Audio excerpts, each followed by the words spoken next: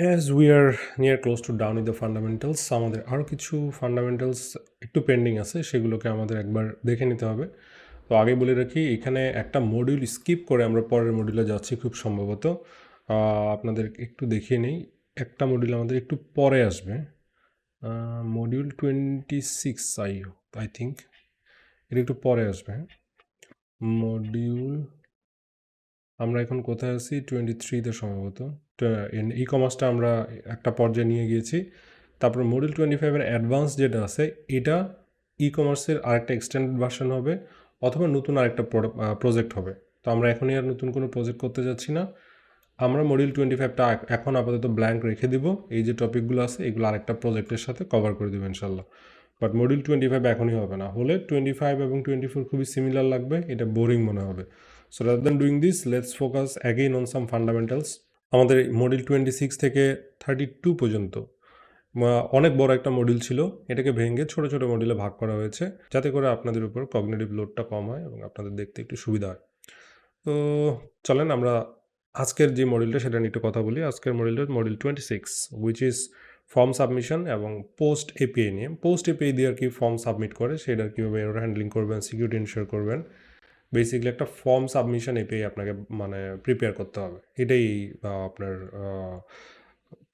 ক্লাসের মূল উদ্দেশ্য আর কি। তো আমরা বরাবরের মতো যেটা করব, আমরা কিন্তু এখন একদম ফুললি এআই ড্রিভেন করে চলে যাব। এআই ড্রিভেন করে চলে যাব, কিন্তু ফান্ডামেন্টালটা ফোকাসে রেখে, ফান্ডামেন্টাল আমাদের ফোকাসে রাখতে হবে, right?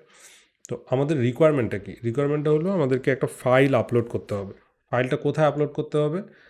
Let's say for example, আমি আগে একটা বেসিক বেয়ারবন ক্লড প্রিপেয়ার করবো এখানে। Make me a basic express.js application with git ignore files। আমরা খুবই ফ্ল্যাট আর্কিটেকচার একটা প্রজেক্ট প্রিপেয়ার করব। তো এইখানে আমাদের মূল লক্ষ্য হচ্ছে একটা ফাইল আপলোড করে দেওয়ার ব্যবস্থা করা। সেই প্রজেক্টে একটা ফাইল শুধু না, একাধিক ফাইলও আপলোড হতে পারে। অ্যাট এ টাইম এক বা একাধিক ফাইল আপলোড হতে পারে। সো নর্মালি যেটা হয়, সব কিছু কিন্তু পিআরডিতে লেখা থাকে না। ইঞ্জিনিয়ারিং টিমের জন্য কিছু চিন্তারও জায়গা থাকে, তাই না? সব কিছু সবসময় আপনার পিআরডিতে এক্সপেক্ট করবেন না।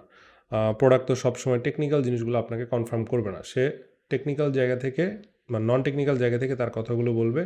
কিছু কিছু সময় টেকনিক্যাল জিনিসপাতি দিয়েও আপনাকে গাইড করতে পারে, but necessarily that doesn't mean যে সব কিছুই আপনি প্রোডাক্টে পাবেন, পাইলে করবেন, না হলে করবেন না। ব্যাপারটা কিন্তু মোটেও এরকম নয়। তো আমি এটাতে কী করব, npm ইনস্টল করে নেব।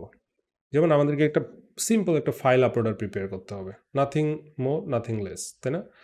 তো এই ধরেন এইটা একটা সার্ভিস, এই সার্ভিসের কাজই হচ্ছে এক বা ততোধিক ফাইল আপলোড করবে। তো আমরা যেটা করতে পারি যে আমরা ওকে রিকোয়েস্ট করি একটু ফাইলগুলোকে আলাদা করে নেওয়া। আলাদা করে নিতে গেলে যেটা করব, ও file permission, okay, let's make route file in other folder, prepare better folder।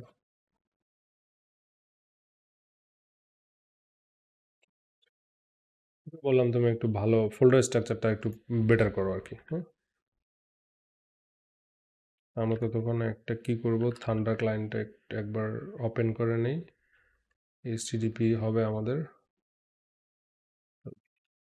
Post, যদি 3000 দিই 3000-এ চলে যাবে। এখন আপাতত আমাদের কিছু চলবে না, রাইট?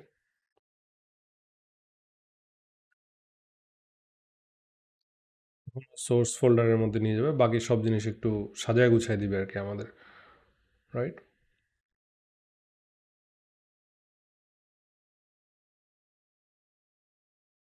আমাদের পোর্ট নাম্বার কি 3000। এগুলো কিভাবে কাজ করে উই অলরেডি নো এভরিথিং। তো আমি যেটা করব, নোড index.js নামের ফাইলটাকে index.js ফাইলটাকে রান করার ট্রাই করব। প্যাকেজ.json-এ ট্রাই করব, নোড মন দেয়া আছে, npm স্টার্ট দিলেও হবে আর কি আমাদের। স্টার্ট 3000-এ দিব। HTTPS তো না, এটাকে HTTP বলতে হবে।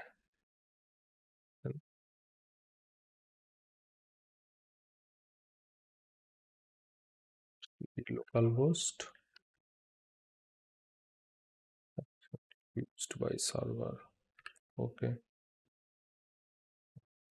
এখন ঠিকঠাক চলছে, কারণ এটা একই সাথে এই চেঞ্জগুলো করছিল। তো চলেন আমরা একটু এই জিনিসটা পড়ে দেখার ট্রাই করি। আমাদের এই প্রজেক্টের মূল উদ্দেশ্য হলো পোস্ট রিকোয়েস্ট দিয়ে ফাইলগুলোকে সার্ভারের মধ্যে নিয়ে আসা, সোর্স ফোল্ডারের মধ্যে নিয়ে আসা। পাবলিক নামে আমাদের এটা হয়তো বা এখানে ফোল্ডার থাকবে, সোর্সের মধ্যে পাবলিক, সোর্স তো না, সোর্সের বাইরে আমরা নিব পাবলিক, এর মধ্যে নিয়ে আসা। কি নিয়ে আসবে? ইমেজ ফাইল নিয়ে আসবে। app.js এর মধ্যে কি আছে লেটস সি। app.js এর মধ্যে আপনাদের এটাকে আমি একটু বামে নিয়ে আসবো,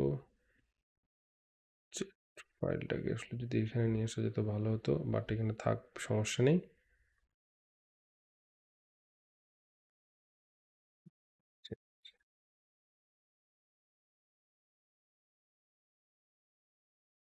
এখানে আসলে app.js এর মধ্যে কি আছে দেখেন, বেসিক স্ট্রাকচার। কনফিগের মধ্যে কি আছে? index.js আছে।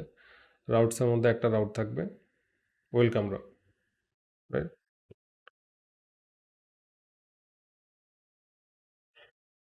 তো আমাদের আসলে যেটা লাগবে, একটা ফাইল আপলোডার এপিআই লাগবে। File uploader API, let's make a file uploader API.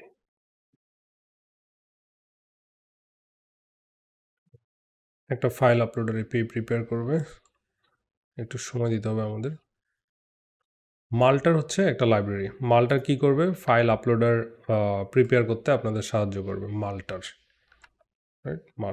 মাল্টার.npm এর ডাউনলোড দেখেন, ইউজ ডাউনলোড, ফাইল আপলোডের জন্য এটা কিন্তু ইউজ হয়। এটা ধরেন এখানে অলরেডি বলেই দেওয়া আছে, তো এই কোডগুলো আপনার বারবার বারবার বারবার করার কোনো দরকার নেই। তো আপনি এটা বেসিক ফাইল আপলোডার আপনি এখান থেকে করতে পারেন। তো চলেন আমরা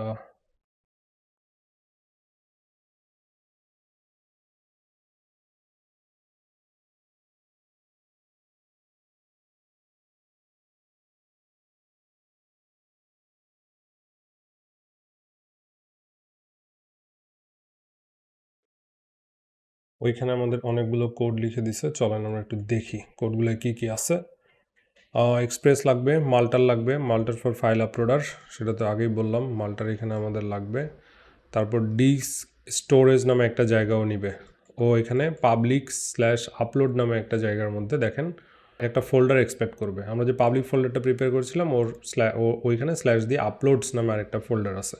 তো আপনারা যখন ফাইল সিস্টেম নিয়ে কাজ করবেন, একটা জিনিস নিয়ে খুবই খুবই খুবই মনোযোগী থাকবেন, সেটা হচ্ছে আপনার সফটওয়্যারটা আসলে উইন্ডোজে চলছে নাকি লিনাক্সে চলছে, এর উপর বেস করে কিন্তু ফাইল পাথ যেটা আছে ফরওয়ার্ড স্ল্যাশ ব্যাক স্ল্যাশ, এই জিনিসটা খুব প্যারাদায়ক জিনিস হতে পারে। আরেকটা জিনিস হচ্ছে যে এই ফোল্ডারটার পারমিশন সেট আপ দেওয়া আছে কিনা, মানে ইউজারের জন্য, অ্যাপ্লিকেশন ইউজারের জন্য পারমিশন আছে কিনা, আবার স্পেসিফিক ক্লায়েন্টের যদি অ্যাক্সেস করতে হয় তার জন্য পারমিশন আছে কিনা। এই দুইটা কারণে কিন্তু ফাইল সিস্টেম নিয়ে কাজ করার সময় ম্যাক্সিমাম এররগুলো আসে। আপনি দেখবেন আমাদের এখানেও এরর আসবে। তো এখানে আমাদের স্টোরেজ নামে একটা অবজেক্ট লাগবে, একটা অবজেক্টের মধ্যে মাল্টার ডট ডিস্ক স্টোরেজ যেটা আছে, মাল্টার লাইব্রেরিটা কী করে, কোন ফোল্ডার লোকেশনে কোন জায়গায় ফাইলটা আসবে তার একটা কী করে, তার একটা হচ্ছে স্টোরেজ প্রিপেয়ার করে দেয়। যেমন ফাইল নেম বলতে ফাইল নেমটা কীরকম হবে, যেই ফাইলই দেন না কেন আপনি, সেই ফাইলের জন্য একটা name prepare, unique name prepare করবে। ফাইলের যেটা অরিজিনাল নেম থাকবে, ধরেন হীরা, তার সাথে এখন কারেন্ট যে ডেটটা আছে সেটাকে অ্যাড করে দিলে একটা ইউনিক ডেট প্রিপেয়ার করবে। এই স্টোরেজ হচ্ছে যে it's kind of file uploader core library. হ্যাঁ, মাল্টারের সাথে disk storage dot disk storage দিয়ে যেটা আপনি ক্রিয়েট করেছেন সেটা স্টোরেজের মধ্যে চলে আসছে। আপলোড মাল্টারের মধ্যে এখন আপনি যেটা করবেন, আপলোড মাল্টারের মধ্যে আপনি লিমিট সেট করবেন। এটা হচ্ছে হাই লেভেলের কনফিগারেশন মাল্টার সেট আপের মধ্যে। স্টোরেজটাকে আপনার সেট করে দিতে হবে, ওই যে স্টোরেজটা আপনি কনফিগ করে নিলেন, আর লিমিটসের মধ্যে লিমিটটা বসিয়ে নিতে হবে যে কত লিমিট ম্যাক্স। তো 5 লিমিটের বেশি যদি না নেন 5 লিমিট, 10 মিনিটের বেশি না নিলে 10 মিনিট, এটা কিন্তু আপনার বলে দিতে হবে, রাইট? তো সিঙ্গেল ফাইল আপলোড যেটা আছে দেখেন, সিঙ্গেল ফাইল আপলোড নামে যেই আমার রাউটটা আছে, এর কাজ কি? সিঙ্গেল ফাইল আপলোড করা। সো প্রথমে দেখবে রিকোয়েস্ট ডট ফাইল, তো রিকোয়েস্ট ডট বডির মধ্যে যেমন আমরা রিকোয়েস্ট ডট বডির মধ্যে কী দেখতে পাই, জেসন ডেটা দেখতে পাই, তাই না? রিকোয়েস্ট ডট ফাইল নামে যে একটা প্যারামিটার আছে ওর মধ্যে আপনি ফাইল, আপলোডেড ফাইল দেখতে পারবেন। তো আর রেসপন্স ডট জেসন এর মধ্যে দেখেন আমাদের এখানে পুরো এপিআই কিন্তু আমার নানা জায়গায় কথা হচ্ছে যে রেসপন্স ফরম্যাট আমাদের কি হবে। তো 400 হইলে নো ফাইল আপলোডেড দিবেন, সেখানে জেসনের এরর ফরম্যাট। আর যদি আমার এরর না হয় সেক্ষেত্রে মেসেজ ফাইল আপলোডেড সাকসেসফুলি এটা দিবেন। কিন্তু কথা হচ্ছে আপনার পুরো প্রজেক্টের অন্যান্য এপিআই যে ফরম্যাটে, যেই একই ফরম্যাটে এরর দেয়, যে একই ফরম্যাটে সাকসেস রেসপন্স দেয়, আপনাকে কিন্তু সেটা ফলো করতে হবে। এক এক জায়গায় এক একটা দিলে আপনার ফ্রন্ট এন্ড অ্যাপ্লিকেশন ভেঙে পড়বে, বা অন্য অ্যাপ্লিকেশনগুলো যেগুলো ডিপেন্ডেন্ট সেগুলো কিন্তু ভেঙে পড়বে। মাল্টিপল আপডেটসের মধ্যে যেটা হয়, আপনার রিকোয়েস্ট ডট ফাইলসের মধ্যে দেখেন আপনার এখানে আরেকটা প্যারামিটার আসবে রিকোয়েস্ট ডট ফাইলস। সেখানে কি করা হয়েছে, নো ফাইলস আপলোডেড যদি ফাইল না থাকে, আর যদি ফাইল থাকে সেক্ষেত্রে আপনার এই ফাইলগুলোকে ওয়ান বাই ওয়ান কিন্তু আমরা আপলোড করব, রাইট? দেখেন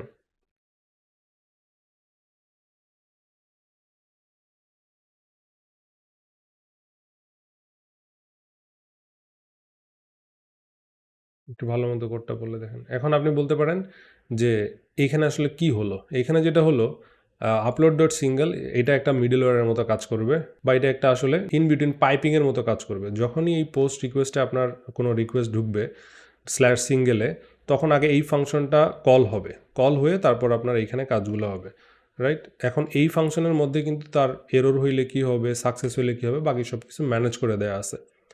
অনুরূপভাবে রাউটার ডট পোস্টের মধ্যেও দেখেন, আগে হচ্ছে যে ওই অ্যারের মধ্যে যতগুলো ফাইল আছে এগুলোকে আপলোড করবে, একটা আপলোডার পাইপলাইনে পাঠানো হয়েছে। পাইপলাইনের কাজ সব শেষ হইলে সেখান থেকে একটা নেক্সট নামে একটা মিডল ওয়্যার যে নেক্সট কল করে না, এরকম একটা নেক্সট কল থাকবে। নেক্সট টিকতো না, নেক্সট কল থাকবে। এই নেক্সট কলটার মধ্যে বাকি সব কিছু কিন্তু আপনার রিজলভ হয়ে যাবে, রাইট?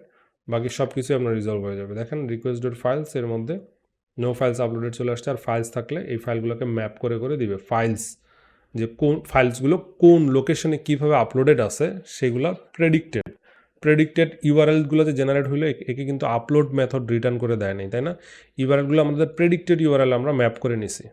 ফাইল নেমের মধ্যে অরিজিনাল নেম, তো টাইপ দেওয়া আছে, তারপর ইউআরএল, রাইট? তো এই টাইপটা নিয়ে অনেকেই, এই জিনিসটা কী এবং এর কী কী প্রবাবল ভ্যালু থাকতে পারে সেটা যদি আপনি বুঝতে চান, মাল্টিপারপাস এটাকে কেউ কখনো ইন্টারভিউ জিজ্ঞেস করবে না যে মানে আপনার মাইম টাইপের মানে কি। মাল্টিপারপাস ইন্টারনেট মেইল এক্সটেনশন, এটা আসলে আমিও জানতাম না, এটা মাইম দিয়েই আমরা চিনি। জানতাম না বলতে জানি, টাইম টু টাইম পড়া হয়েছে কিন্তু কখনো মুখস্থ রাখতে হয় না। সো এই মাইম টাইপের মধ্যে ভ্যালিড টাইপ কী কী আছে, image, documents, audio, text, archive, আপনার হচ্ছে আদার টাইপসগুলো কিন্তু আছে, হ্যাঁ? এখন আপনি যদি এই এপিআই আপলোডার এপিআই শুধুমাত্র ইমেজ ফাইলের জন্য বানাইতে চান, সেক্ষেত্রে বাকিগুলো কিন্তু ইনভ্যালিড করে দিতে হবে। তো এই কোন কোন টাইপের ফাইল আপনি অ্যাকসেপ্ট করবেন সেটা আপনার রিকোয়ারমেন্টে না দেয়া থাকলেও এক্সপ্লিসিটলি আপনাকে জিজ্ঞেস করে নিতে হবে।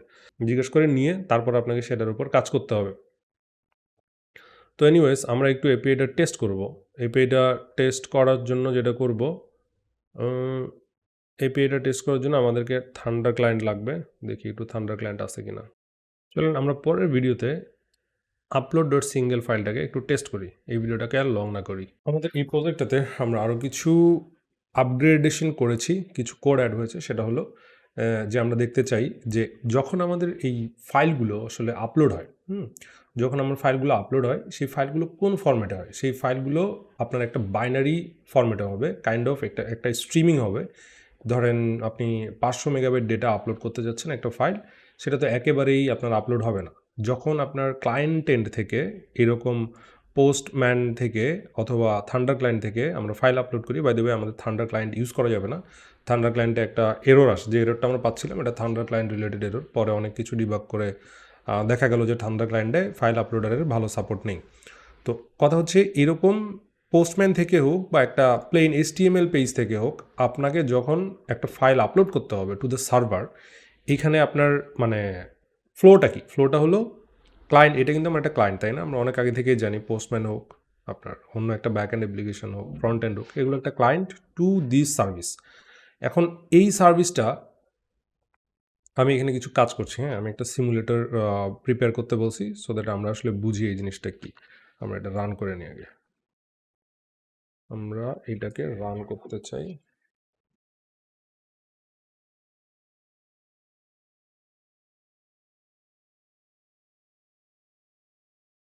run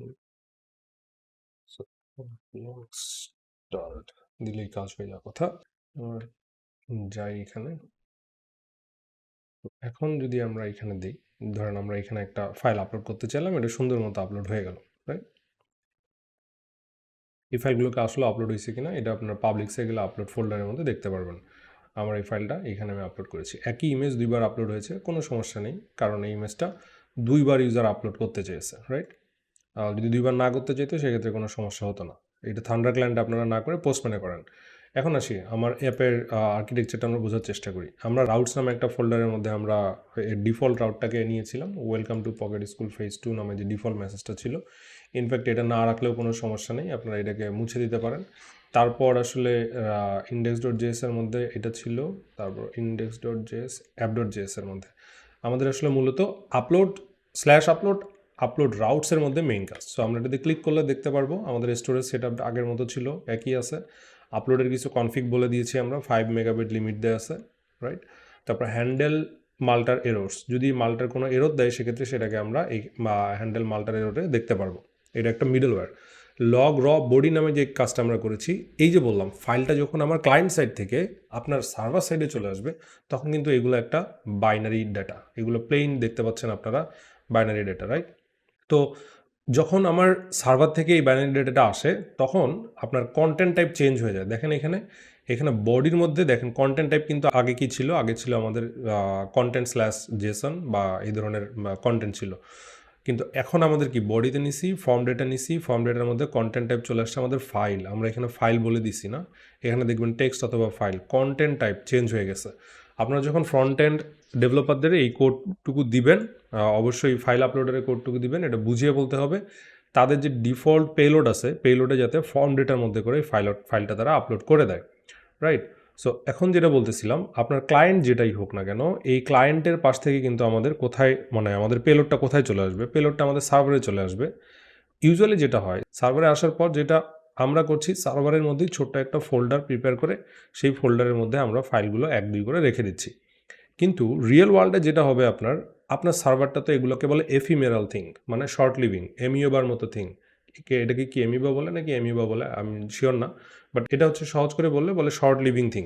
সার্ভারটা যে কোনো সময় নাই হয়ে যেতে পারে, ইনকেস এটা যদি নাই হয়ে যায় তো ফাইলগুলো তো নাই হয়ে যাবে। সেজন্য যেটা করা হয় রিয়েল ওয়ার্ল্ডে ফাইলগুলো গুগল ড্রাইভের মতো কিছু থার্ড পার্টি ভেন্ডরে ফাইলগুলোকে স্টোর করতে দেওয়া হয়। থার্ড পার্টি ভেন্ডরগুলো কী হচ্ছে, থার্ড পার্টি ভেন্ডরগুলোর মধ্যে এক নম্বর হচ্ছে আপনার S3, আবার হচ্ছে ডিজিটাল ওশনের যেমন অবজেক্ট স্টোরেজ আছে, এগুলো আসলে তেমন কিছুই না, এগুলা গুগল ড্রাইভের মতো ফাইল স্টোরেজ সলিউশন। যেই ফাইল স্টোরেজ সলিউশনগুলো আপনাকে কনফিডেন্টলি ফাইল রাখতে দিবে, তার মানে এই সার্ভারগুলো উড়ে গেলেও সেগুলো তারা ম্যানেজ করবে এবং ব্যাকআপ রাখবে, ব্যাকআপ রেখে আপনাকে ফাইলগুলো ফেরত দিবে, রাইট? ফাইলগুলো আপনার সার্ভারে যদি আপনি রাখেন, যেমন আপনার লোকাল কম্পিউটার যে কোনো সময় নাই হয়ে যেতে পারে, এরকম আপনার সেলফ ম্যানেজড সার্ভার আপনি AWS থেকে নিলেন অথবা আপনি ডিজিটাল ওশান থেকে নিলেন অথবা আপনি গুগল ক্লাউড থেকেই নেন না কেন, এটা যে কোনো সময় কি হতে পারে, এটা ঝামেলা হতে পারে, উড়ে যেতে পারে, তখন কিন্তু ফাইলগুলো উড়ে যাবে। আমাদের এই আর্কিটেকচার ওয়াইজ এটা কিন্তু উড়ে যাওয়ার কোড, রাইট? এটা আমরা করছি শেখার সুবিধার্থে, বাট রিয়েল লাইফে এই কোডগুলোকে আমাদের থার্ড পার্টির মধ্যে দিয়ে সেন্ড করতে হবে, থার্ড পার্টিতে সেন্ড করতে হবে। তো আমরা যখন থার্ড পার্টি ইন্টিগ্রেশন দেখব তখন এই জিনিসগুলো চলে আসবে, আমরা চেষ্টা করব এর মধ্যে ঢুকিয়ে দেওয়ার যদি সম্ভব হয় আর কি। আমাদের এর মধ্যে একটা সিমুলেশন চলে আসছে, চলেন একটু দেখি। তো আমাদের এখনকার ক্লাসগুলো কিন্তু আস্তে আস্তে দেখবেন একটু ডিফারেন্ট টাইপের ভাইব চলে আসবে, তাই না? আমাদের শুধু এখন দিন দুনিয়া চেঞ্জ হয়ে গেছে, আগে আমরা 5 বছর আগে যেভাবে কোড করতাম এটা এখন এভাবে হবে না, রাইট? এটা একটু ডিফারেন্টলি আপনার করতে হবে। সো লেটস অ্যাজিউম দ্যাট আমরা এখানে একটা ফাইল আপলোড করেছি, কি হয় সেটা সিমুলেশন আমরা এখানে দিয়ে দিলাম, আপনারা একটু কাইন্ডলি এটা দেখবেন। তো এখানে এক নাম্বার যেটা হচ্ছে, আমি যখন কোনো ক্লায়েন্টে ফাইলটা আপলোড করলাম, এটা HTTP রিকোয়েস্ট হয়ে যাবে, স্ট্রিম করবে, রাইট? কন্টেন্ট ডিসক্রিপশন দেখুন, ফর্ম ডেটাতে দিছি আমি, নেম হবে ফাইলের নেম একটা দিলাম। এই পেলোডটা আমি কোথায় পাঠাবো, মাল্টার কোথায় আছে মাল্টার আছে আমার নোটজেস অ্যাপ্লিকেশনের মধ্যে। মাল্টার কি করবে, পার্স করে। এখন দেখেন আপনি যখন জেসন পেলোড পাঠান, এটাকে বাই ডিফল্ট আপনার নোটজেস অ্যাপ্লিকেশন পার্স করতে পারে, নোটজেস বা এক্সপ্রেস.js এর পার্সার যেটা আছে, ইউআরএল এনকোডার পার্সার যেটাই বলেন না কেন, ওটা পার্স করতে পারে। বাট ফাইলটাকে, এই যে বাইনারি ফাইল ডেটাকে আপনার পার্স করতে হবে, এটা কিন্তু নোটজেস এর বাই ডিফল্ট সাপোর্টে নাই। আপনার হচ্ছে যে আপনার এখানে এই মাল্টার এই কাজটা করবে using another third party application, Multer এই কাজটা করবে, সো এই বিষয়ে একটা ডকুমেন্টেশন দিয়ে দেওয়া হবে, আপনারা ডকুমেন্টেশনটা একটু ফলো করবেন। আর এখানে হচ্ছে ডিস্কে যে ফাইল সেভ করার কাজটা, এই কাজটাও কিন্তু মাল্টার করে। ধরেন আপনার 5 মেগাবাইট ডেটা স্ট্রিম করতে 2 থেকে 3 4 5 6 7 সেকেন্ড লাগলো, এই মাল্টারে ওই স্ট্রিমটাকে চাংগুলাকে ভাগ করে, চাংগুলাকে এই যে এই চাংগুলাকে, হ্যাঁ এই চাংগুলাকে আপনার সেগমেন্ট ওয়াইজ করে জোড়া লাগায়। জোড়া লাগানোর পর আবার যে অ্যাকচুয়াল কন্টেনার ছিল একটা ফাইলের কন্টেনার, ধরা গেল জেপিজে বা পিএনজি বা MP4 MP5 তো নয় MP4, এই জিনিসগুলোকে সে আবার জোড়া লাগাবে, এই স্ট্রিমটাকে জোড়া লাগায়। হ্যাঁ এই যে ছেঁড়া যে স্ট্রিমগুলো আসছে সে জোড়া লাগাবে। কে জোড়া লাগাবে? এই প্যাকেটগুলোকে মাল্টার জোড়া লাগিয়ে সেগুলোকে আবার তাদের অরিজিনাল কন্টেইনার, মানে MP3 হলো MP3, আপনার জেপেগ হলো জেপেগ, পিএনজি হলো পিএনজি, এই কন্টেনারে আবার রিলোড করে সে ইন্টারনালি সেভ করবে অথবা এক্সটার্নালি সেই জিনিসগুলোকে সেভ করতে যাবে। রাইট, জিনিসগুলো মানে ফাইল আপলোড করলাম আর হয়ে গেল, জিনিসগুলো এত সহজ মনে হলো, মানে আসলে এত সহজ নয়। আপনি একটা ফাইল চুজ করে যদি আপনি আপলোড টু সার্ভার দেখেন, error Jason two response unexpected Jason input এটা দিচ্ছে, এটা আপনার দেওয়ার দরকার নেই, আপনি এখান থেকে স্টার্ট করেন। রাইট, এখান থেকে আপনি স্টার্ট করেন।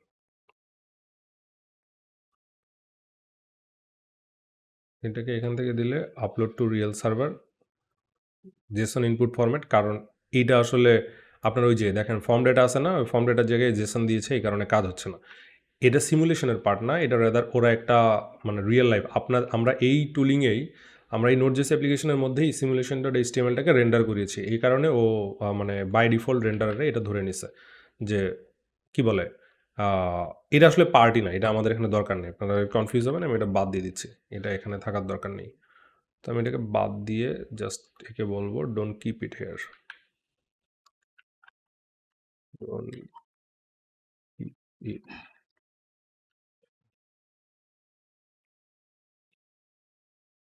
দরকার নেই এটা এখানে রাখা, আপনারা জাস্ট এইখান থেকে আপলোড করতে দেখেন, ফাইলটা আপলোড করলেন। সো এই যে মানে সার্ভারে ফাইল পাঠানোর প্রসেসটা, সিঙ্গেল ফাইল পাঠানোর প্রসেসটা, এটা একটু স্ট্রেট ফরওয়ার্ড। বাট আপনি যদি মাল্টিপল ফাইল প্রসেস করতে চান, সেক্ষেত্রে আপনার কিন্তু মাল্টিপল ফাইলের জন্য মাল্টিপল প্যারামিটার এখানে দিতে হবে, তাই না? তো আপনি একটু যান, সিঙ্গেল ফাইলের জায়গায় মাল্টিপল যে ফাইল আছে, why this is changing,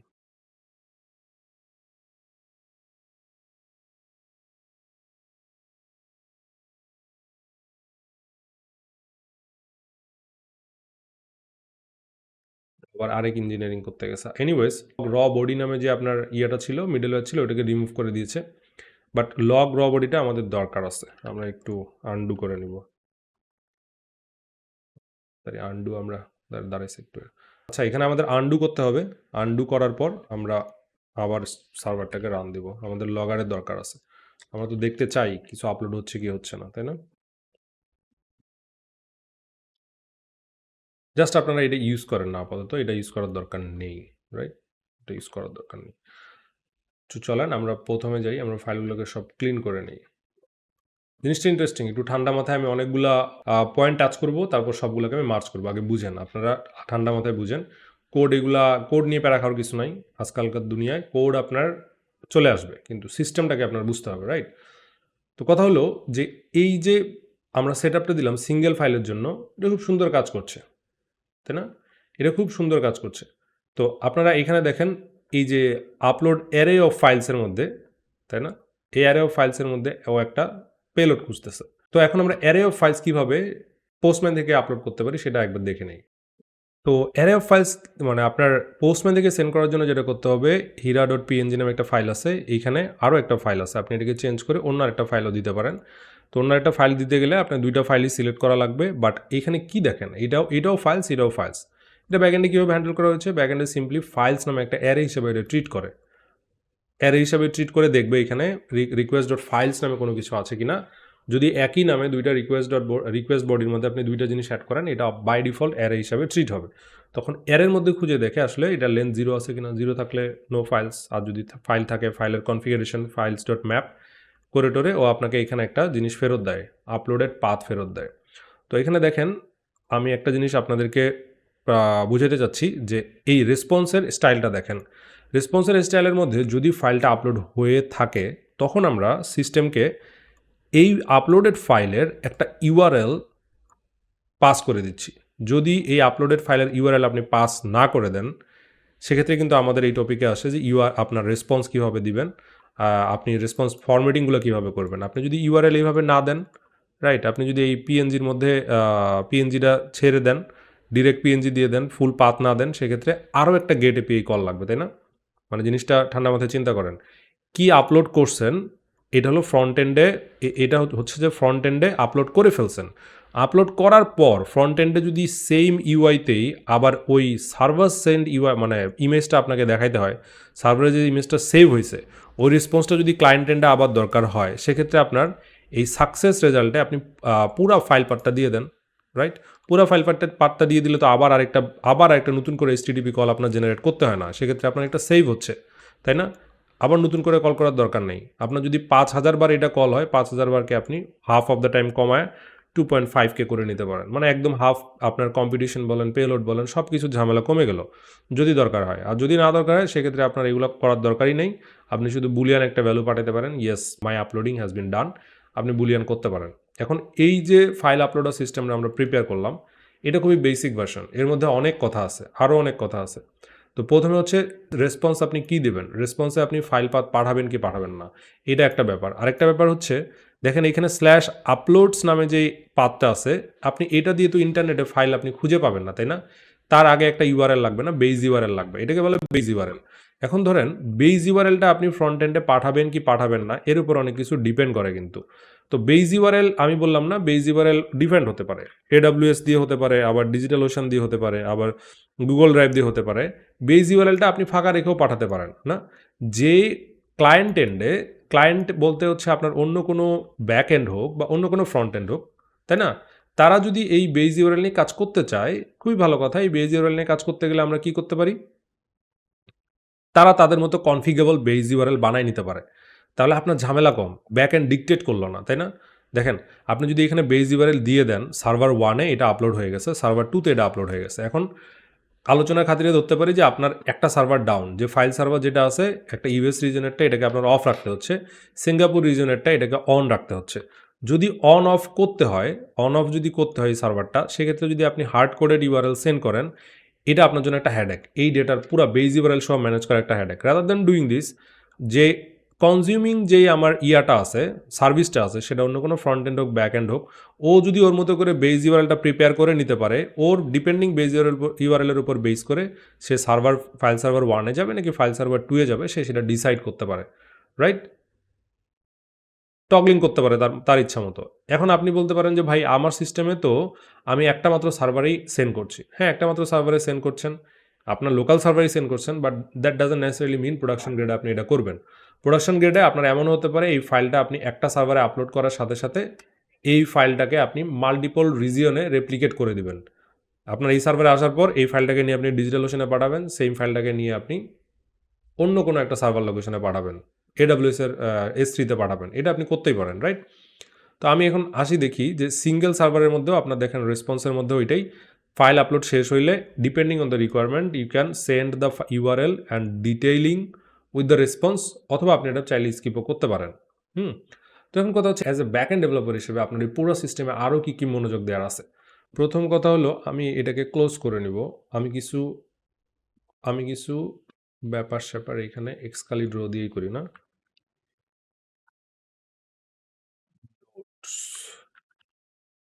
আমরা এখন থেকে থিংকিংয়ে চলে যাব। থিংকিং মানে চিন্তা করতে হবে আপনার, তাই না? আপনি একটা এপিআই প্রিপেয়ার করছেন /single নামে, না? /single। আপনাকে এখন জিজ্ঞাসা করতে হবে, অথবা আপনার নিজের চিন্তা করে বের করতে হবে, আচ্ছা এই /single বা মাল্টিপল ফাইল আপলোডের এপিআইতে, দুইটা এপিআইয়ের জন্য আমার ভ্যালিড ফাইল টাইপ কী হবে? ভ্যালিড ফাইল টাইপ কি? আমি তো সব ধরনের ফাইল টাইপ নিব না আমার সিস্টেমে, তাই না? ধরা গেলো আমরা শুধু ইমেজের জন্য ফাইলটা বানাচ্ছি। ইমেজের জন্য ফাইলটা বানাইলে আমার কী করতে হবে, এখানে আমার একটা ভ্যালিড ফাইল টাইপ নিয়ে কাজ করতে হবে। আমি ক্লড কোড এখানে নিব। তো আমি এখানে বলবো যে share I want to upload only for valid file types.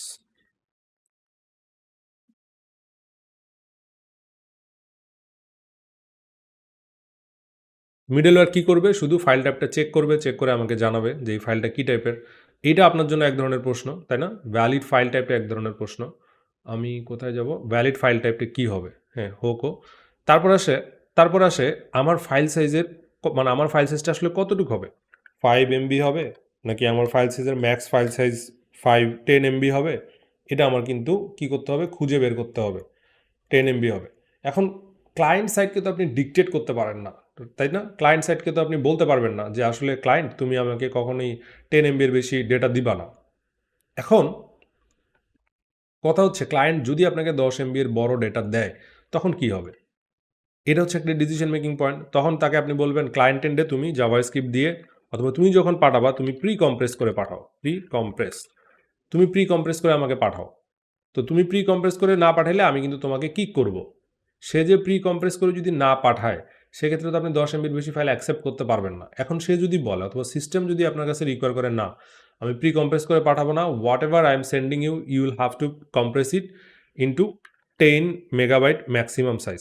তারপরে আপনার প্রশ্ন হবে, আচ্ছা আমার সিস্টেমে যদি তুমি ইমেজ রাখতে চাও, at the same time video রাখতে চাও, তখন কিন্তু এই ভ্যালিডেশন রুল কাজ করবে না। যদি তুমি ভিডিও রাখতে চাও তার জন্য কম্প্রেশন লজিক আলাদা হবে, আর যদি তুমি অডিও রাখতে চাও তার জন্য আলাদা হবে, আর যদি তুমি এর পাশাপাশি তুমি যদি ইমেজ রাখতে চাও তার জন্য কিন্তু তোমার কম্প্রেশন লজিক আলাদা হবে, ডিফারেন্ট হবে, তাই না? তখন আপনি তাকে আসলে কি করতে পারেন, তখন আসলে আপনি সিম্পলি যেটা করতে পারেন, আপনার সিস্টেম থেকে আপনি 10 MB ম্যাক্স রেখে বাকি সব জিনিস ডিসকার্ড করে দিতে পারেন। বেস্ট প্রসেস হচ্ছে আপনার সিস্টেমে টাচ করার আগে তাকে জানিয়ে দেওয়া, কোনো কন্ট্রাক্ট দিয়ে, কোনো এরর মেসেজ দিয়ে, অথবা আপনার একটা ইন্টারফেস দিয়ে হোক, যে কোনো, অথবা ম্যানুয়াল এসএলএ দিয়ে হোক। এসএলএ মানে হচ্ছে service layer agreement, service level agreement বা সার্ভিস লেয়ার এগ্রিমেন্ট যাই বলেন না কেন, এসএলএ দিয়ে আপনাকে বুঝাইতে হবে আপনার কনজিউমার পার্টিকে, আপনাকে যে কনজিউম করবে তাকে বুঝাইতে হবে, দেখো আমার ম্যাক্স ফাইল সাইজই হচ্ছে 10 MB। তোমার সিস্টেমে যদি তুমি শুধু ভ্যালিড ফাইল সাইজ যেগুলো সেগুলো রাখতে চাও, যে কোনো সাইজের জন্যই তোমাকে এইটাই ফলো করতে হবে, এর বাইরে তোমার আলাদা কোনো অপশন নাই। তো দেখেন এখানে একটা মিডলওয়্যার আমি অলরেডি লিখে ফেলেছি, অ্যালাউড এক্সটেনশনস ফাইল টাইপ। ধরা গেল এইগুলো আমাদের জন্য মানে ভ্যালিড ফাইল টাইপ, হ্যাঁ। তো অ্যালাউড মাইম টাইপসের মধ্যেও দেওয়া আছে যে এইগুলোর মধ্যে আপনি কি কি টাইপস অ্যাকসেপ্ট করবেন, হ্যাঁ। ইমেজ, জেপেগ, ইমেজ, পিএনজি, এগুলো সব দেওয়া আছে। এটা হচ্ছে ফাইল এক্সটেনশন, আর এটা হচ্ছে মাইম টাইপস। এটা হচ্ছে আপনার হেডারে, যখন আপনার ফাইলটা ফর্ম ডেটা হয়ে আসবে তখন হেডারে এই ধরনের এক্সটেনশন নিয়ে আসবে, হেডারে এই ধরনের ট্যাগ অথবা মেটা নিয়ে আসবে। আর এটা হচ্ছে আপনার ফাইলের ইটসেলফ যে কন্টেনার আছে, ডট জেপেগ হচ্ছে একটা কন্টেনার, ডট এমপি3 একটা কন্টেনার, এই ফাইলের টাইপের এক্সটেনশনগুলো সে ভ্যালিডেশন করবে। এইগুলোর মধ্যে কোনোটা যদি না থাকে সেক্ষেত্রে কিন্তু সে কাজ করবে না। এখন কথা হচ্ছে আপনি তো এটা এআই দিয়ে আন্দাজে বানাইছেন, কিন্তু আপনার সিস্টেমে জিপ লাগবে না। So in that case zip নিয়ে আপনার প্যারা খেয়ে লাভ নেই, আপনি জিপ এখান থেকে বাদ দিবেন। এটা হচ্ছে স্ক্যাফোল্ডিং করে দেওয়া হচ্ছে আপনাকে, আপনি যাতে এই মতো চিন্তা করতে পারেন বা এইভাবে আপনি চিন্তা করতে পারেন, এর বাইরে কোনো কিছু আপনি রাখবেন না। সো ফর নাও আমরা যেটা করতে পারি, এগুলো সব বাদ দিই, পিপিটি, এক্সএলএক্স, এগুলো সব আমরা বাদ দিই, ডকও বাদ দিব আমরা শুধু ভ্যালিড ইমেজগুলো নিয়ে কথা বললেই আমাদের হচ্ছে, রাইট। ডট পিএনজি আছে, ডট পিএনজি, জেপেক সব আছে, রাইট। এগুলো নিয়ে কথা বললে আমার হচ্ছে। সো এই জিনিসটা কি করবে ফাইল ভ্যালিডেটর, ও এক্সটেনশনগুলো যদি হোয়াইট লিস্টিংয়ে পায়, এটা হচ্ছে আমার হোয়াইট লিস্টিং, মাইম ট্যাবসগুলো যদি আবার মাইম টাইপসগুলোর মধ্যে যদি আমার পায় সেক্ষেত্রে তার জন্য ভ্যালিড, আদারওয়াইজ ইনভ্যালিড, এই কাজটাই সে করে দিবে আপনাকে, হ্যাঁ। তো অ্যাপ ডট জেএসে আমরা যদি আবার যাই, আপলোড রাউটসের মধ্যে গেলাম, তো এখন দেখেন আপলোডের মধ্যে সব ঠিক আছে, মাল্টার এরর আছে, হ্যান্ডলার আছে, আপলোড সিঙ্গেল ফাইল আছে, সব ঠিকঠাক আছে। ফাইল টাইপ ভ্যালিডেটর কি ইউজ হয়েছে এখানে, ফাইল টাইপ ভ্যালিডেটর আছে, রাইট। ফাইল টাইপ, এই যে ফাইল ফিল্টার যে আছে, এটা আসলে আপনার এই পোস্ট এপিআইয়ের মধ্যে করা লাগেনি। আমি যখন কনফিগ করেছি এই স্টোরেজটা ক্রিয়েট করার পর, আপনি যখন আমি আপলোডার প্রিপেয়ার করেছি মাল্টার ইউজ করে, তখনই বলে দিয়েছি তুমি এটাকে পাইপলাইন ভ্যালিডেটর হিসেবে ইউজ করতে পারো। এই ভ্যালিডেটরটা কি করবে, জাস্ট ফাইল টাইপটা তোমার কি করে দিবে, ফাইল টাইপটা তোমার প্রি সিলেক্ট করে দিবে, ফাইল টাইপটা তোমার কি করবে, ফাইল টাইপটা সিলেক্ট করে দিবে। তো এখন আমরা যেটা বললাম যে এই 5 MB হচ্ছে কিন্তু গ্লোবাল ফাইল লিমিট। তো এখন এমনও হইতে পারে আপনার সিস্টেমে যে স্পেসিফিক ফাইল টাইপের উপর বেস করে এটার পেলোড সাইজ মানে 1 MB, 2 MB, 4 MB, 5 MB তখন আপনার প্রিপেয়ার করা লাগতে পারে। সেক্ষেত্রে হয়তো এই ভ্যালিডেটরটা আর একটু এক্সটেন্ড করা লাগবে, বাট আপনি এটা পারবেন। এটা আসলে কোডিংয়ের বিষয়, এটা আপনি একটু চিন্তা করলে পেরে যাবেন। তো কথা হচ্ছে এখন এই এসএলও ফিক্স, আপনার 10 MB ফিক্স, এটাও গেল আমাদের দুইটা কনসার্ন ছিল আমাদের, ভ্যালিডিটি আর এটা হলো ফাইল সাইজ। এখন আরেকটা কথা হচ্ছে যে আপনি ফাইলগুলো কোথায় রাখতেছেন এগুলোকে আপনার বিজনেস পার্টিকে বলে দিতে হবে। আমরা এখন এই কোড ফোল্ডারের মধ্যে রাখছি, তার মানে এই কোড ফোল্ডারটা যদি সার্ভারে চলে যায়, সার্ভারে চলে গেলে আমার আমার ফাইলগুলো সার্ভারের মধ্যেই আছে। তো এই সার্ভারটা যদি কোনো কারণে অ্যাটাক হয়, ডিডোস হয়, সার্ভারটা উড়ে যায়, সার্ভারটা যদি ফিজিক্যাল ড্যামেজ হয়, সার্ভারটা যদি আপনার সাবস্ক্রিপশন না থাকে, সার্ভারটা যদি আপনার মানে কোনো থার্ড পার্টি থেকে নিয়ে থাকেন ও যদি আর কথা না বলে, ইউর ফাইল ইজ গন। তো অ্যাজ এ সফটওয়্যার ডেভেলপার হিসেবে আপনার এথিক্যাল রেসপন্সিবিলিটিস হচ্ছে এইগুলা প্রপারলি SLA ডকুমেন্ট করে আপনার বিজনেস ওনারের সাথে কমিউনিকেট করা যে ভাই আপনার এই সিস্টেমটা কিন্তু এইভাবে আছে, এই সিস্টেম থেকে বাঁচতে গেলে কি হবে, সেকেন্ড ফর্মে ভাই আপনাকে একটা আলাদা স্টোরেজ নিতে হবে, স্টোরেজ সার্ভিস নিতে হবে। স্টোরেজ সার্ভিস আপনার কি কি আছে? স্টোরেজ সার্ভিস আপনার আছে, একটা অপশন হচ্ছে ডিজিটাল ওশান যাবেন, অথবা আপনি AWS যাবেন, অথবা আপনি যে কোনো ভেন্ডর লকড ইয়াতে যাবেন, সার্ভিসে যাবেন, তখন এগুলা সেই সার্ভিসে আপলোড হবে, আপনার এইখানে সার্ভিস আপলোড হবে না। আরেকটা ব্যাপার হচ্ছে যে আপনার এই ফাইলে কোনো রেট লিমিটিং লজিক থাকবে কিনা। রেট লিমিটিং তো মানে আপনার এমন তো হইতে পারে যে কোনো ইউজার সে মানে একই ফাইল সে বারবার বারবার বারবার রেট লিমিট মানে করছে আর কি।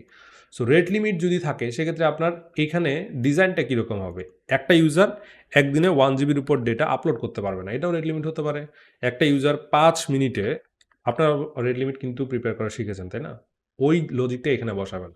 আপনারা 5 মিনিটে এখানে হতে পারে যে 5টার বেশি ফাইল আপলোড করতে দিবেন না, আপনার হতে পারে 10 মিনিটে এখানে বেশি 100টার বেশি ফাইল আপলোড করতে দিবেন না।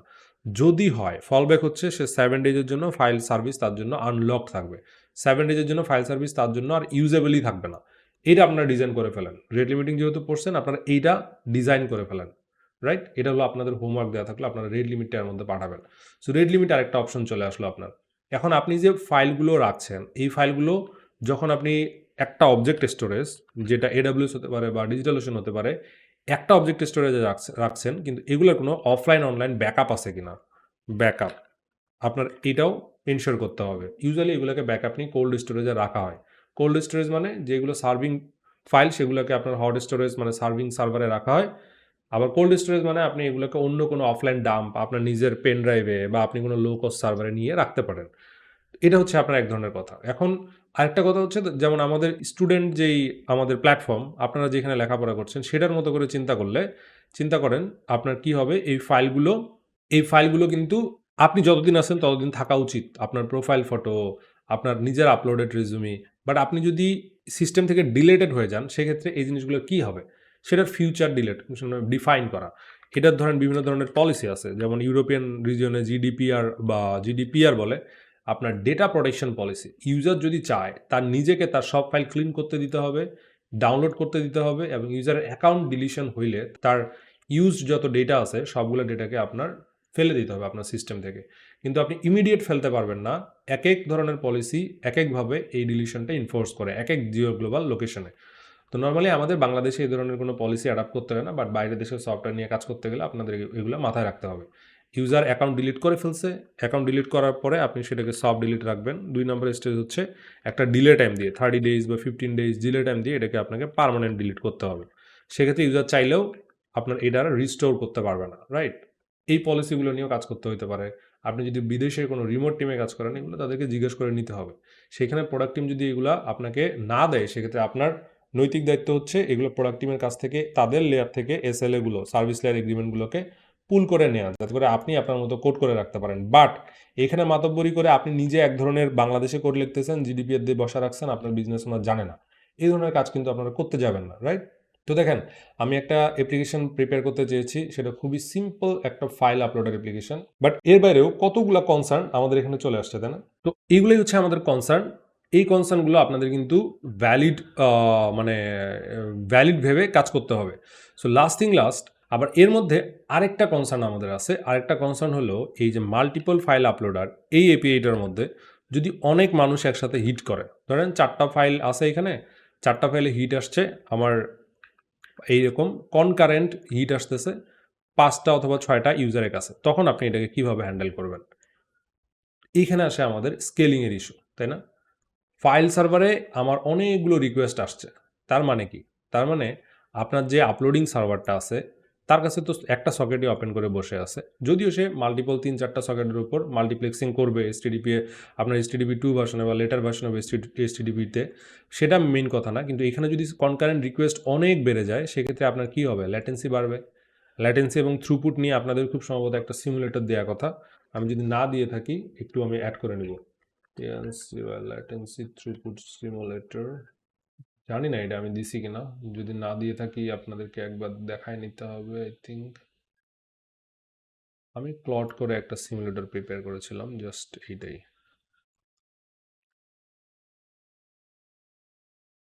আমার মনে হয় ফেসবুকে এটা শেয়ার করা ছিল, এইখানে এটা শেয়ার করা নাই।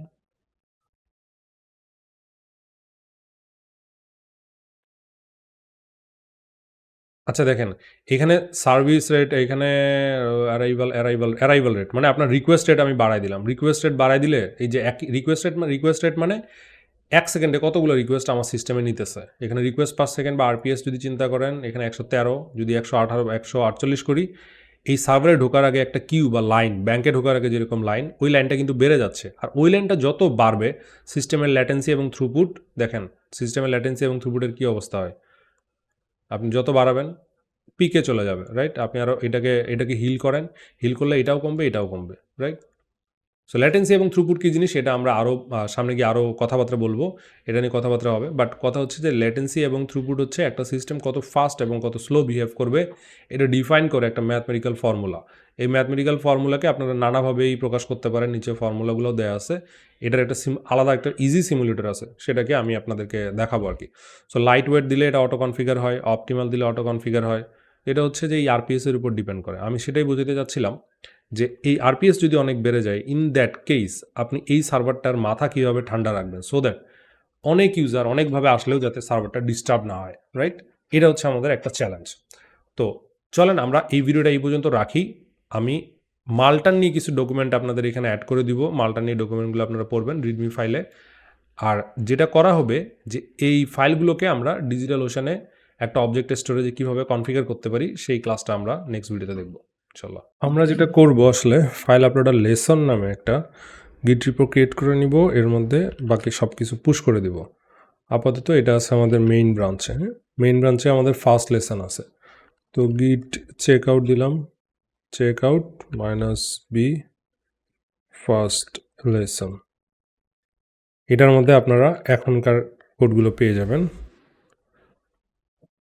গিট পুশ ফার্স্ট লেসন, আমার এই ব্রাঞ্চটা আপডেট হয়ে যাবে। এখন কথা হচ্ছে আমাদের সেকেন্ড লেসন নামে একটা লেসন প্রিপেয়ার করতে হবে। আমরা গিট চেক আউট করবো, ফার্স্ট লেসন থেকেই প্রিপেয়ার করব। এটা প্রোগ্রেশনটা হবে লেসন ওয়াইজ, তাই না? Git check out -b second, right. আমাদেরকে এখন যেটা করতে হবে, দেখেন আমরা ইন্টেনশনালি যে টেম্প ফাইলের মধ্যে যে ফাইলগুলো এনেছি সেই ফাইলগুলোকে আমাদের কিন্তু অন্য থার্ড আরেকটা লোকেশনে সেন্ড করতে হবে, রাইট?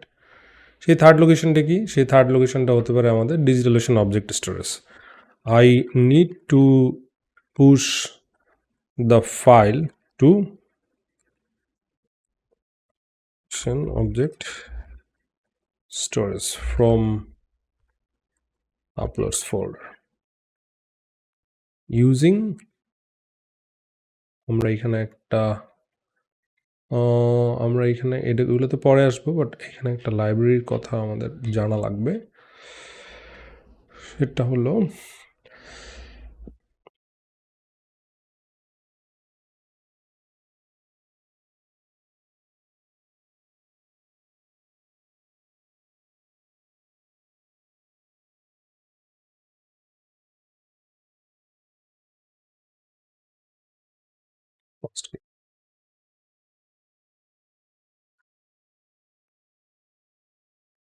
তো আমাদের এখানে সিস্টেম যদি আমরা একবার বুঝতে চাই যে আমরা কি করতে চাচ্ছি, দেখেন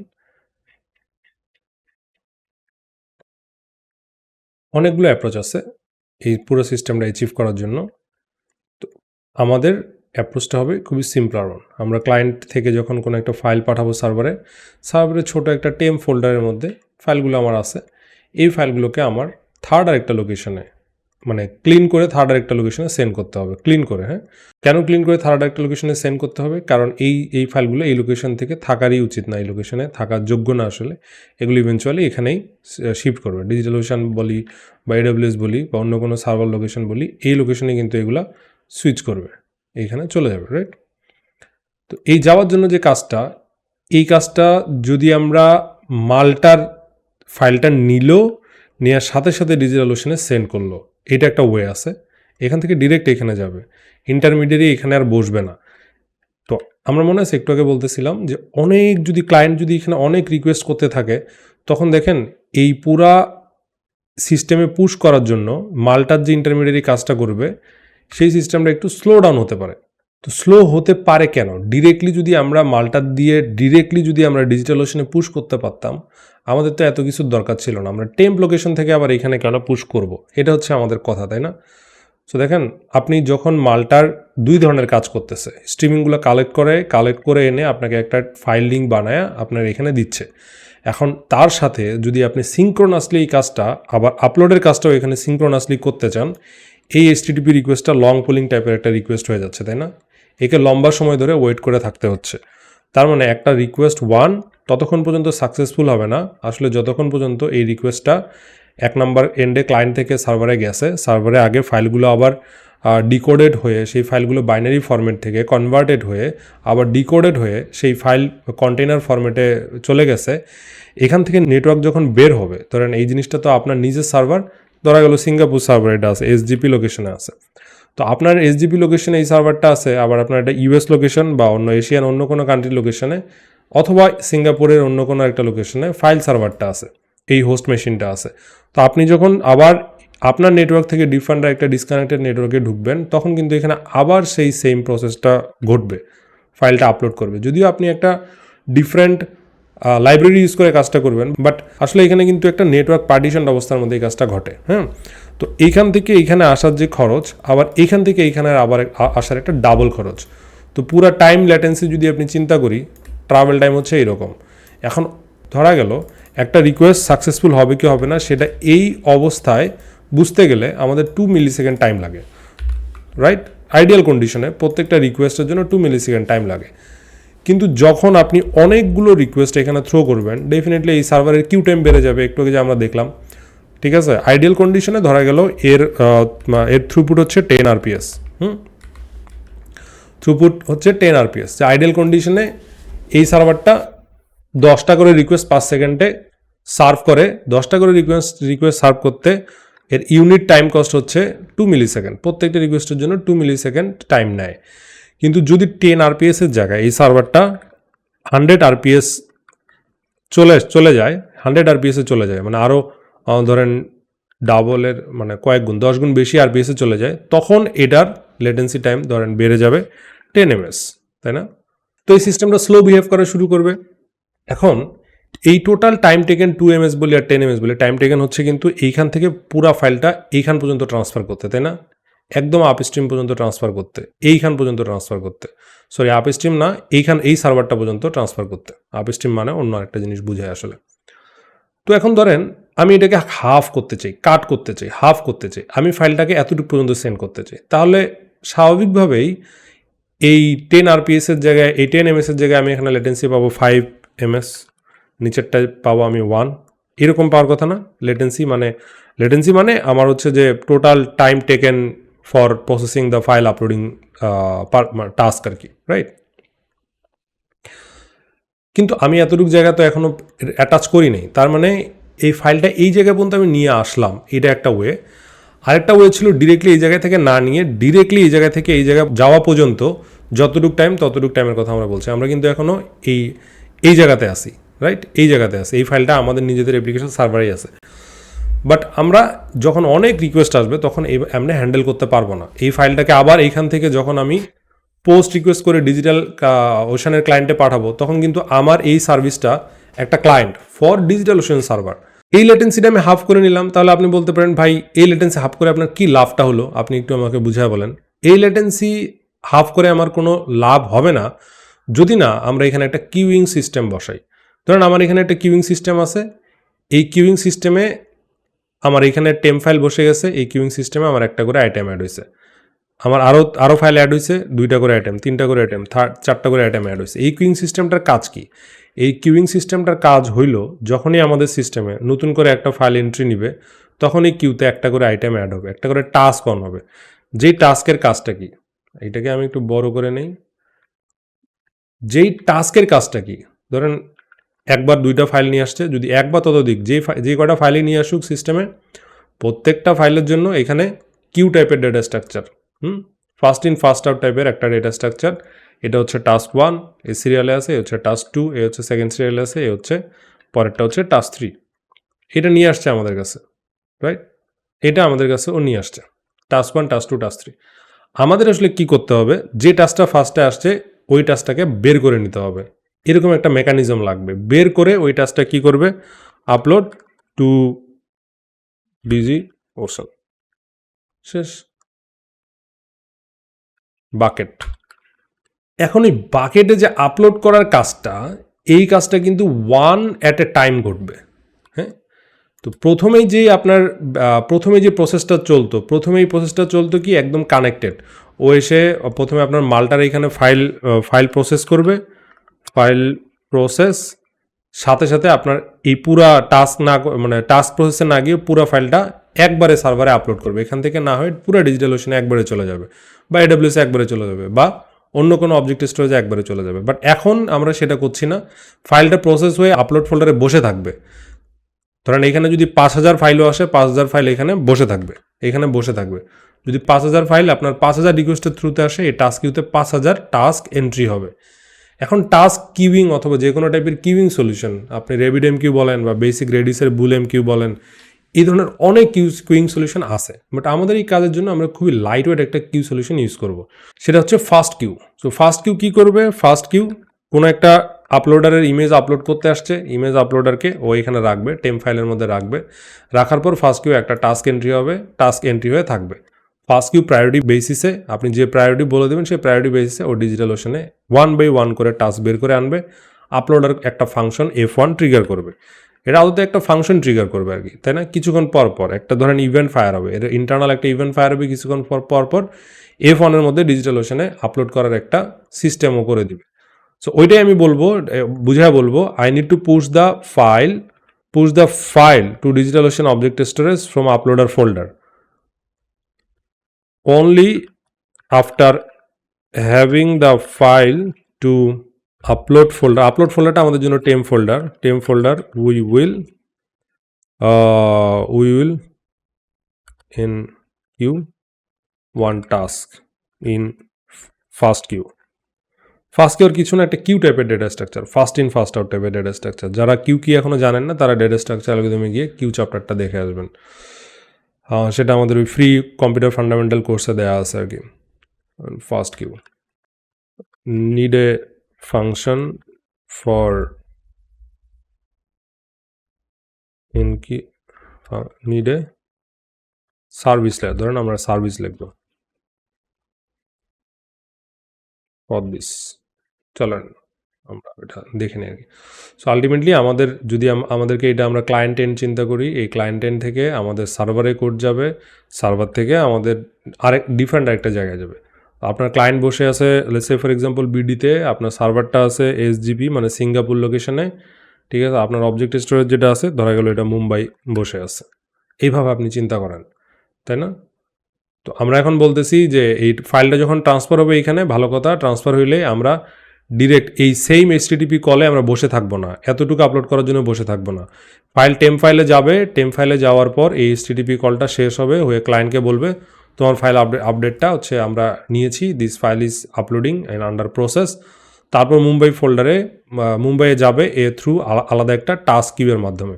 সেই টাস্ক কিউ যদি আমরা ডায়মন্ড শেপের মাধ্যমে চিনি, ডায়মন্ড শেপের মাধ্যমে টাস্কটা কিউ হয়ে গেলে এইখানে টাস্কটা ডান স্টেটে আসবে, এবং তখন আসলে আপনার ফাইল যে আপলোডটা করেছেন, এই ফাইল আপলোড ধরা গেল ডেটাবেজে যদি আপনাদের কোনো রেকর্ড থাকে কোন ফাইল আপলোড হলো, কখন হলো, সেই ফাইলটা আপলোডেড স্ট্যাটাসটা আপনারা চেঞ্জ করে দেবেন। স্ট্যাটাস নামে একটা কলাম থাকতে পারে। স্ট্যাটাসটা তখন চেঞ্জ হয়ে যাবে। আন্ডার প্রসেসিং থেকে শুরু করে যেমন টেম্প ফোল্ডারের মধ্যে যতক্ষণ থাকবে তখন স্ট্যাটাস হবে টেম্প, অথবা আপলোড ফোল্ডারের মধ্যে থাকবে তখন থাকবে পেন্ডিং। স্ট্যাটাস পেন্ডিং হবে। যখন আপনার ডিজিটাল ওশানে চলে আসবে বা মুম্বাই লোকেশনে চলে আসবে, স্ট্যাটাসটা চেঞ্জ হয়ে এখানে দিবেন ডান বা uploaded.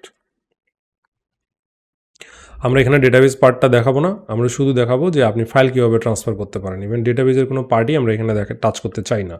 What should the first queue file image posing just upload delete local upload to DSpace and then delete the local file upload. Yes, আমরা এটাই করব আর কি, delete after upload। হ্যাঁ অবশ্যই আমরা এটাই করব। return the local URL immediately আমরা এটা করতে চাই। মানে আমরা যে ক্লায়েন্টে ব্যাক করব, আমরা তো বললাম আগেই কনফিগ করে রেখেছি না, ক্লায়েন্টে যখন আমরা ইউআরএলটা ব্যাক করব তখন ইমিডিয়েটলি ক্লায়েন্ট ইউআরএলটা জানবে। মানে ও যেটা বলছে যে আমরা যখন এই টেম্প ফাইল থেকে ফোল্ডারটা আপলোড করব তখন আমরা এখানে পাঠাবো কিনা, তখন আমরা ওই ইউআরএলই পাঠাবো।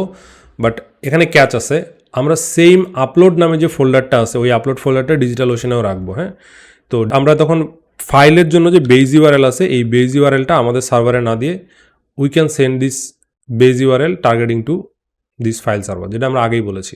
তো আপনি এই সার্ভার আর এই সার্ভার এগুলো কন্ট্রাক্ট ক্লায়েন্টের কাছে আগেই শেয়ার করে দেওয়া থাকবে, তারা জানে তাদেরকে ফাইল আপলোড হলে কিছুক্ষণ পরে মুম্বাই সার্ভার থেকেই তারা পাবে, যেটা কিনা আসলে ডিজিটাল ওশানের base URL, not our services base URL. আমরা শুধু এর দাঁড়ান আমরা এটা দিই, আমরা ছোট করে একটু পড়ালেখা করে আসি। একটা হচ্ছে রিলেটিভ পাথ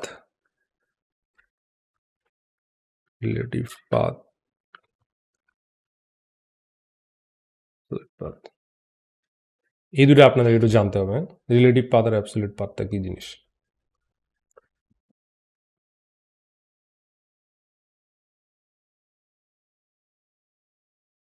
অ্যাবসলিউট পাথটা হচ্ছে starts from the root of the file system. আমরা অ্যাবসলিউট পাথটা দিব না। অ্যাবসলিউট পাথ মানে কোন ডোমেইন, কোন লোকেশন, এগুলো সহ ফেরত দিতে হবে। আমরা তো আসলে এই পজিশনে থেকে সেটা জানি না, সেটা এই সার্ভার হবে নাকি এই সার্ভার হবে, কারণ ইমিডিয়েটলি আমরা একটা টেম্প ফাইলে নিছি, তাই না? তো আমরা দিব কি রিলেটিভ পাথ, যেমন আপলোডের পর থেকে যতটুকু আমরা ততটুকু দিব। এটা হচ্ছে আমাদের রিলেটিভ পাথের জন্য যতটুকু লাগবে ততটুকু দিব, সেটাই বলতেছিলাম আমরা আর কি। Absolute path and relative path এই দুটো জিনিস একটু আপনাদের মাথায় রাখতে হবে। হ্যাঁ, ফার্স্ট কিউ আমাদের নিতে হবে AWS SDK নিতে হবে। মজার বিষয় হচ্ছে আপনাদের এই যে আপনি যেই ফাইলই যেই অবজেক্ট বাকেট স্টোরেজে আপলোড করেন না কেন, using the AWS or using the digital ocean, এর জন্য package same. AWS SDK client S3 নামে হচ্ছে যে একটা প্যাকেজ আছে, এটা will work for digital ocean and seamlessly this will work for AWS as well. So মানে একটা জিনিস ইমপ্লিমেন্ট করলে আপনাদের দুইটা কাজ হয়ে যাবে আর কি। তো কথা হচ্ছে এখন ডিজিটাল ওশানের জন্য আপনার কিন্তু একটা ডিজিটাল ওশান অ্যাকাউন্ট লাগবে।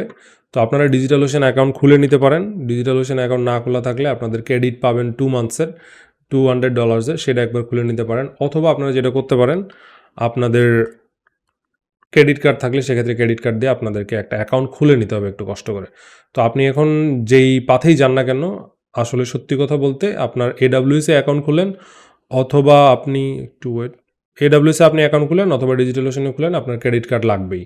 আর অবজেক্ট স্টোরেজ এইগুলোতে কানেক্ট করার জন্য অবশ্যই আপনার ক্রেডিট কার্ড লাগবে, AWS বলেন ডিজিটাল ওশান বলেন, রাইট? এটা তো মাপ নাই।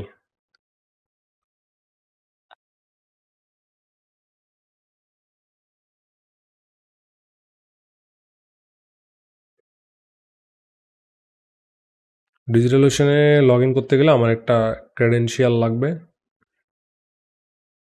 আচ্ছা, আমরা অলরেডি ডিজিটাল ওশানে ঢুকে গিয়েছি। মানে এটা দেখে আপনারা জিনিসটা দেখে রাখেন, যাদের এখনও ক্রেডিট কার্ড নেই, এত হতাশ হওয়ার কিছু নেই। আপনাদের যদি পাসপোর্ট থাকে সেক্ষেত্রে আপনারা পাসপোর্টের এগেনস্টে একটা EBL অ্যাকাউন্ট খুলতে পারেন। EBL অ্যাকাউন্টের এগেনস্টে টেম্পোরারি একটা কার্ড জেনারেট করা যায়। টেম্পোরারি হচ্ছে একটা ভার্চুয়াল কার্ড জেনারেট করা যায়। আদারওয়াইজ যাদের একদমই হচ্ছে যে আপনার এই জিনিসটা কি বলে প্র্যাকটিস করতে পারবেন না, তাদের জন্য অল্টারনেটিভ হচ্ছে যে কোনোভাবে অন্য কারো কার্ড ইউজ করে হলেও আপনারা একটা ডিজিটাল ওশান বলেন বা যে কোনো ক্লাউড সার্ভিস নিতে গেলে আপনার একটা মিনিমাম ক্রেডিট কার্ড লাগে বা একটা কার্ডের রিকোয়ারমেন্ট আছে। এটা ছাড়া যেটা করতে পারেন আপনাদের প্রসেসটা দেখে রাখতে পারেন ফর দ্য টাইম বিং। এই প্রসেসটা দেখে রাখলে আপনার যেটা হবে আমাদের একটা বাকেট ক্রিয়েট করে নিতে হবে, যে আপনাদের সামনে রিয়েল টাইম কাজ আসলে সেটাকে আপনারা প্র্যাকটিস করতে পারবেন। সো দেখেন আমি আমার ফাইল সার্ভারের লোকেশন যেটা আছে choose a data centre region, আমি একটা ডেটা সেন্টার আমি এখানে রাখবো। স্ট্যান্ডার্ড স্টোরেজ না কোল্ড স্টোরেজ আমাদের এটা বলে দিতে হবে। ইনাবল সিডিএন বলে আপনার এজ লোকেশনে সিডিএন অ্যাড হবে কিনা সেটা বলে দিতে হয়। বাকেট নেমের মধ্যে দিব আমি টেস্ট, এটাকে আমি রিমুভ করে দিব। সো এই যে টেস্ট বাকেট, টেস্ট বাক দিলাম, দেখেন টেস্ট বাকেটস, আমি ক্রিয়েট স্টোরেজ দিলাম। তো এখন আমাকে বলবে তুমি এখানে কি কি করতে চাও না চাও এগুলো বলবে। তো যেটা বেজ ইউআরএল এর কথা বললাম, এখন এটা তো আমার বেজ ইউআরএল স্ল্যাশ আপলোডস যদি আমি দেই এটা হচ্ছে আমার তখন বেজ ইউআরএল হয়ে যাবে। অরিজিন এন্ড পয়েন্ট কী আছে না আছে সেটা বলে দিল আমাকে। Test buckets to test buckets না, origin endpoint CDN endpoint, এটা হচ্ছে আমার অরিজিন এন্ড পয়েন্ট।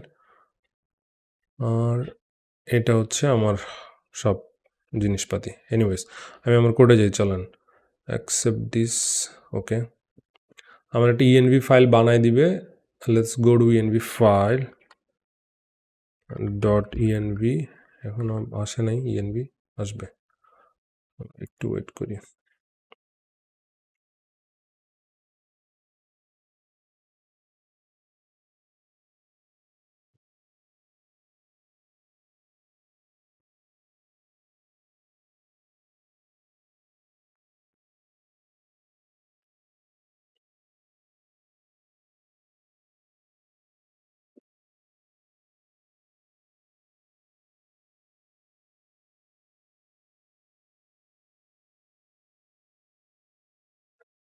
দেখেন এখানে ডিজিটাল ওশান স্পেস কি দেওয়া আছে, এর অ্যাকচুয়াল কি অনেক কিছু দেওয়া আছে। চলেন আমরা এখানে যাই, স্পেস কিতে আমরা একটু ম্যাপ করব।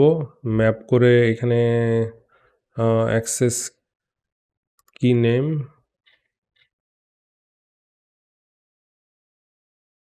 অ্যাক্সেস কি এবং অ্যাক্সেস সিক্রেট চেয়েছে আমাদের কাছে। অ্যাক্সেস কিস, ক্রিয়েট অ্যাক্সেস কি, টেস্ট বাকেটের জন্য রিড না, রিড রাইট ডিলেট, কারণ আমাদের লিমিটেড অ্যাক্সেস নিব। রিড রাইট সব নিচ্ছি আমরা। অ্যাক্সেস কি নেম ক্রিয়েট অ্যাক্সেস কি দিব, ঠিক আছে। আমরা ক্রিয়েট অ্যাক্সেস কি দিলাম, এটা হচ্ছে সিক্রেট কি, আমরা এটা এখানে দিলাম।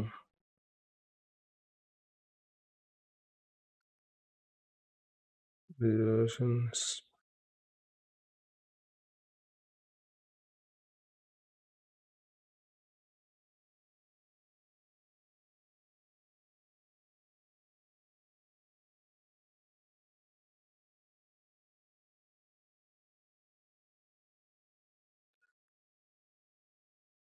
আচ্ছা, আমাদের যেটা করতে হবে স্পেস কি এর জায়গায় স্পেস কি বসে নিতে হবে। যে স্পেস কিতে গেলে আমরা দেখতে পারবো এখানে একটা আমাদের একটা স্পেস কি বলে দেওয়া আছে। আমরা এটা সাইড বাই সাইড রাখি।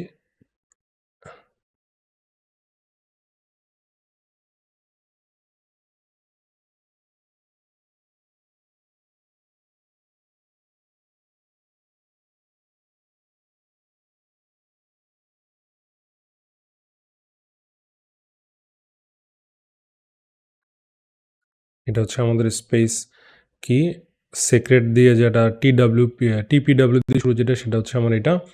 অ্যাক্সেস এন্ড পয়েন্ট যেটা সেটা তো আমরা আগে আগে আমাদের যে লিঙ্কটা ছিল সেটাই হচ্ছে আমাদের access endpoint, origin endpoint আর CDN endpoint. Access endpoint ওটাই আমাদের কি সিডিএন ছাড়া যেটা অরিজিন যেটা সেটাই আমাদের অ্যাক্সেস এন্ড পয়েন্ট। আর একটা হচ্ছে আমাদের টেস্ট বাকেট, হচ্ছে আমাদের বাকেটের নেম, যে বাকেটে আমাদের এই কিয়ের অ্যাগেন্স্টটা রিড রাইট এবং ডিলেট অ্যাক্সেস দেওয়া আছে। তো আমরা বাকেট নেমের জায়গায় যাব এবং SGP1 যেহেতু আমরা সিলেক্ট করেছি রিজন, এটা আমাদের সেম থাকবে। আমরা একটু দেখব কি কি কোড ফাইল আমাদের চেঞ্জ করে দেওয়া আছে index.js-এ, আমাদের কি কিছু চেঞ্জ করা আছে কিনা। এখানে একটা ইএনভি আমরা নিয়েছি, ইএনভি টাইপ ইএনভি, এখানে আমরা একটা ইএনভি প্যাকেজ ইউজ করেছি to load the .env file. এখানে আমাদের package.log.json-এর মধ্যে কিছু চেঞ্জ আছে, সেটা না দেখলেও আমাদের আপাতত চলবে। সিমুলেশন চেঞ্জ আছে, ইন্ডেক্স সামথিংয়ে চেঞ্জ আছে। index.js কি চেঞ্জেস, আচ্ছা কনফিগ পোর্টের জায়গায় আমাদের env চলে আসছে এখন, space.js এর config নামে একটা জায়গায় চলে আসছে আমাদের config ফাইল টাইপ ভ্যালিডেটর আমরা আগেই দেখেছি, এটাও আগের ফাইল। upload.js এর মধ্যে আমাদের ফাইল কিছু চলে আসছে, কিছু চেঞ্জ আসবে। স্পেস আপলোড এটা হচ্ছে আমাদের মেইন সার্ভিস, যেটা কিনা আসলে ওই যে আপনার ফাইলটা আপলোড করবে, হ্যাঁ এটা হচ্ছে আপলোড টু স্পেসেস। এটা স্পেসটা হতে পারে AWS, হতে পারে DigitalOcean, যে কোনো একটা হতে পারে, রাইট। সো এ কী করবে, পাবলিক ইউআরএল জানে, তারপরে স্পেস কনফিগ ইউআরএল এগুলো সব env দিয়ে কনফিগ করে বসিয়ে নিয়েছে এবং পাবলিক ইউআরএলটা আপনাকে ফেরত দিবে আপলোড হয়ে গেলে। এখন আসে আমাদের কিউয়ের কাজ। ফার্স্ট কিউ হচ্ছে আমাদের একটা queue, simple first in first out টাইপের সলিউশন। এই প্রত্যেকটা কিউয়ে আমরা একটা করে টাস্ক এনকিউ করব। এই এনকিউ করার কাজটা হচ্ছে একটা ওয়ার্কারে দেওয়া আছে, দেখেন এই ফাংশন এনকিউ নামে একটা ফাংশন দেওয়া আছে, আর এখানে এনকিউর উপরে একটা ওয়ার্কার টাইপের একটা ফাংশন দেওয়া আছে, আপলোড কিউ নামের একটা জায়গা আপনার কনফিগ দেওয়া আছে। তো চলেন আমরা এইখানে একটু দেখি যে এই ফাইলটাতে routes slash upload dot JS ফাইলের মধ্যে এনকিউ নামে যেই ব্যাপার আছে সেটা এখানে কি করেছে। এনকিউ টাইপের ব্যাপারটা কি করেছে দেখেন, এনকিউ ফাইল পাথ, ফাইল নেম এবং মাইম টাইপ দিয়ে এনকিউ করেছে। কখন এনকিউ করেছে, এটা জাস্ট টেম ফাইলটা আপলোড করা হয়েছে, এনকিউ করা হয়েছে, তারপর রেসপন্সটা সেন্ড করে দেওয়া আছে। ঠিক আগের প্রসেস, আগে কিন্তু এতটুকু ছিল না, আগে ছিল শুধু সিঙ্গেলে করলে এনকিউ ছাড়াই মেসেজ চলে যাবে। মাল্টিপলের ক্ষেত্রেও ঠিক সেম। মাল্টিপলের ক্ষেত্রে কি করা হয়েছে দেখেন, এখন মাল্টিপলের ক্ষেত্রে তো ফাইল একটা না, রাইট, অনেকগুলো ফাইল আপনাকে টেম করে তারপর ফাইল পাথগুলো প্রিপেয়ার করতে হয়েছে। প্রিপেয়ার করে ফাইল লিঙ্কগুলো বানানোর পর, ফাইল লিঙ্ক বলতে যখন চাঙ্ক থেকে ফাইলগুলো ডিকোড করবে, ডিকোড করে আপনার এই যে ফিজিক্যাল ফোল্ডারে বসাবে, বসানোর সময় এক একটা করে ফাইলের জন্য একটা করে ফাইল পাথ বানাবে, সেই ফাইলগুলো লিঙ্ক করে ফিজিক্যাল ফাইলের সাথে ইউআরএলগুলো লিঙ্ক করবে, করার পর প্রত্যেকটা ফাইলসকে ভিজিট করবে, ভিজিট করার সাথে সাথে একটা ফাইলের জন্য একটা করে টাস্ক কিউ করছে, একটা ফাইলের জন্য একটা করে টাস্ক কিউ করছে। তার মানে আমাদের সিস্টেমে ইউজার যতবার ফাইল আপলোড করবে, সেটা বাল্কে করুক অথবা সিঙ্গেল ফাইল আপলোড করুক, for each and every cases enqueue মেথডটা একবার ট্রিগার হবে, একটা ফাইলের জন্য একবার, মাল্টিপল ফাইলের জন্য একবার না, একটা ফাইলের জন্য একবার ট্রিগার হবে। এবং এনকিউ মেসেজটাকে যদি আমরা দেখি, এনকিউ ফাইলের মধ্যে আমার কি করা আছে, এনকিউতে আমি গেলাম, এনকিউ ইজ সিম্পলি একটা টাস্ক বসিয়ে দেওয়া, কোথায়, ফার্স্ট কিউয়ের মধ্যে একটা টাস্ক এন্ট্রি করানো।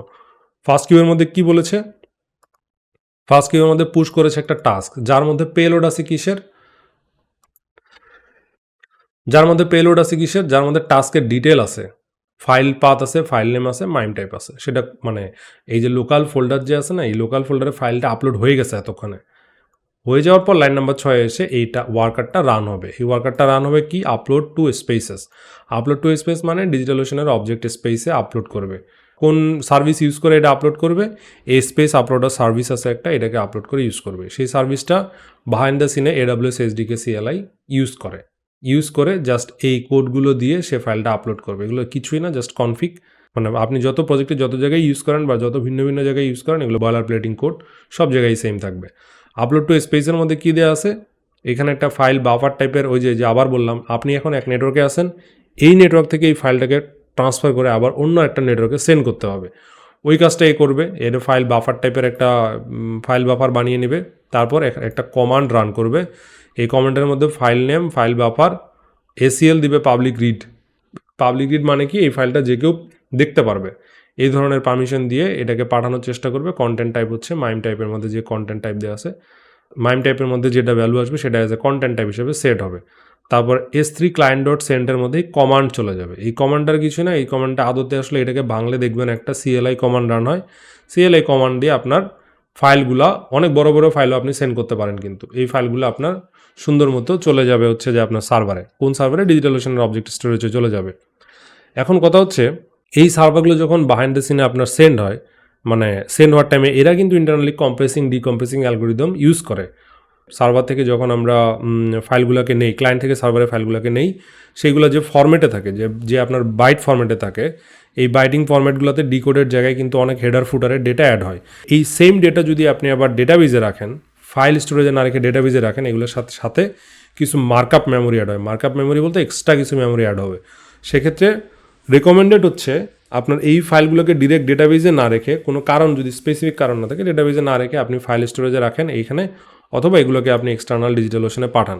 বাট যেটা বলতেছিলাম, যে এই s3.send যখন আপনার আবার ওভার দ্য নেটওয়ার্কে ট্রাভার্স করবে, S3 client is a very smart CLI tool, smart uploader, যেটা বাইন্ড দ্য সিনে আপনার 1 GB ফাইলকে কয়েক মেগাবাইটে নামাবে, ডিকম্প্রেস করবে ইন্টারনালি। এটা নিয়ে আপনাকে মাথা ঘামাইতে হবে না।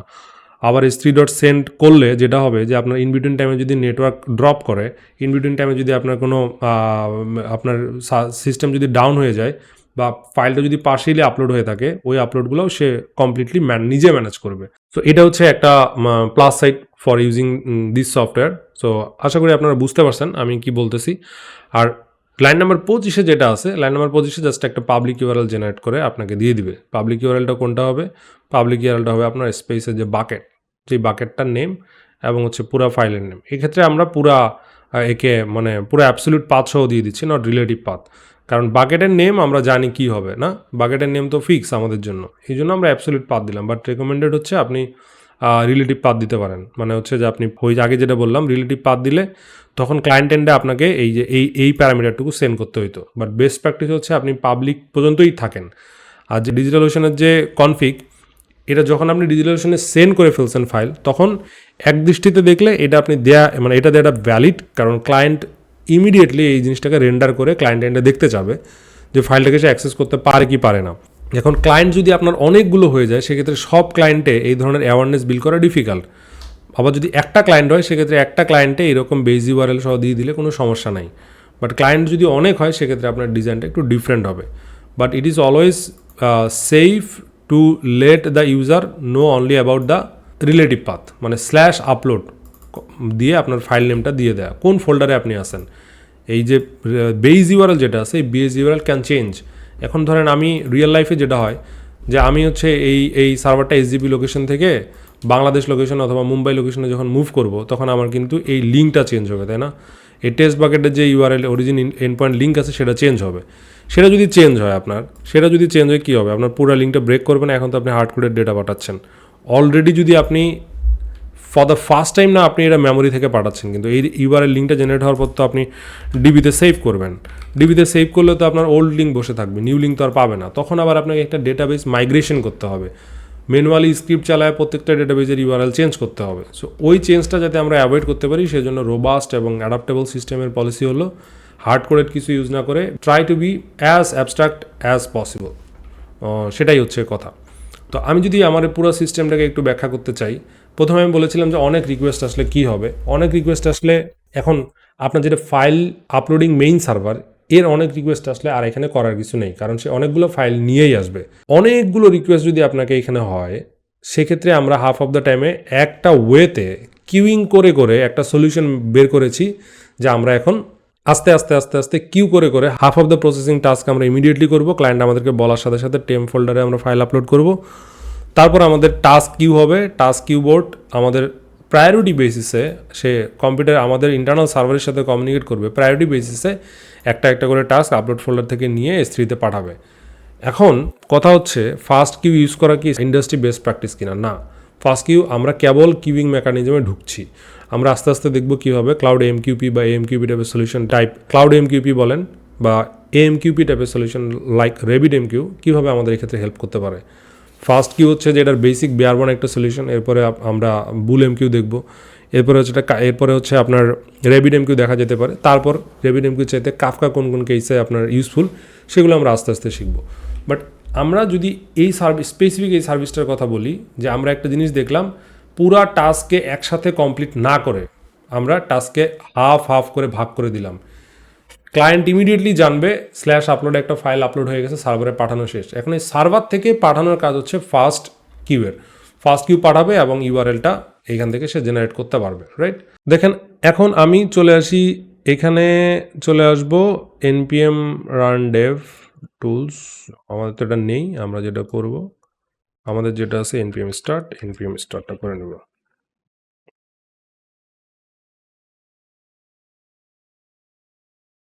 আমরা জাস্ট এখানে যাব, এখানে যাওয়ার পর যেটা করবো, আমরা মাল্টিপল একবার টেস্ট করব। ইনভ্যালিড ফাইল আপলোড রিকোয়েস্ট, খুব ভালো কথা। এটা কেন আসছে আমরা একটু বোঝার চেষ্টা করব।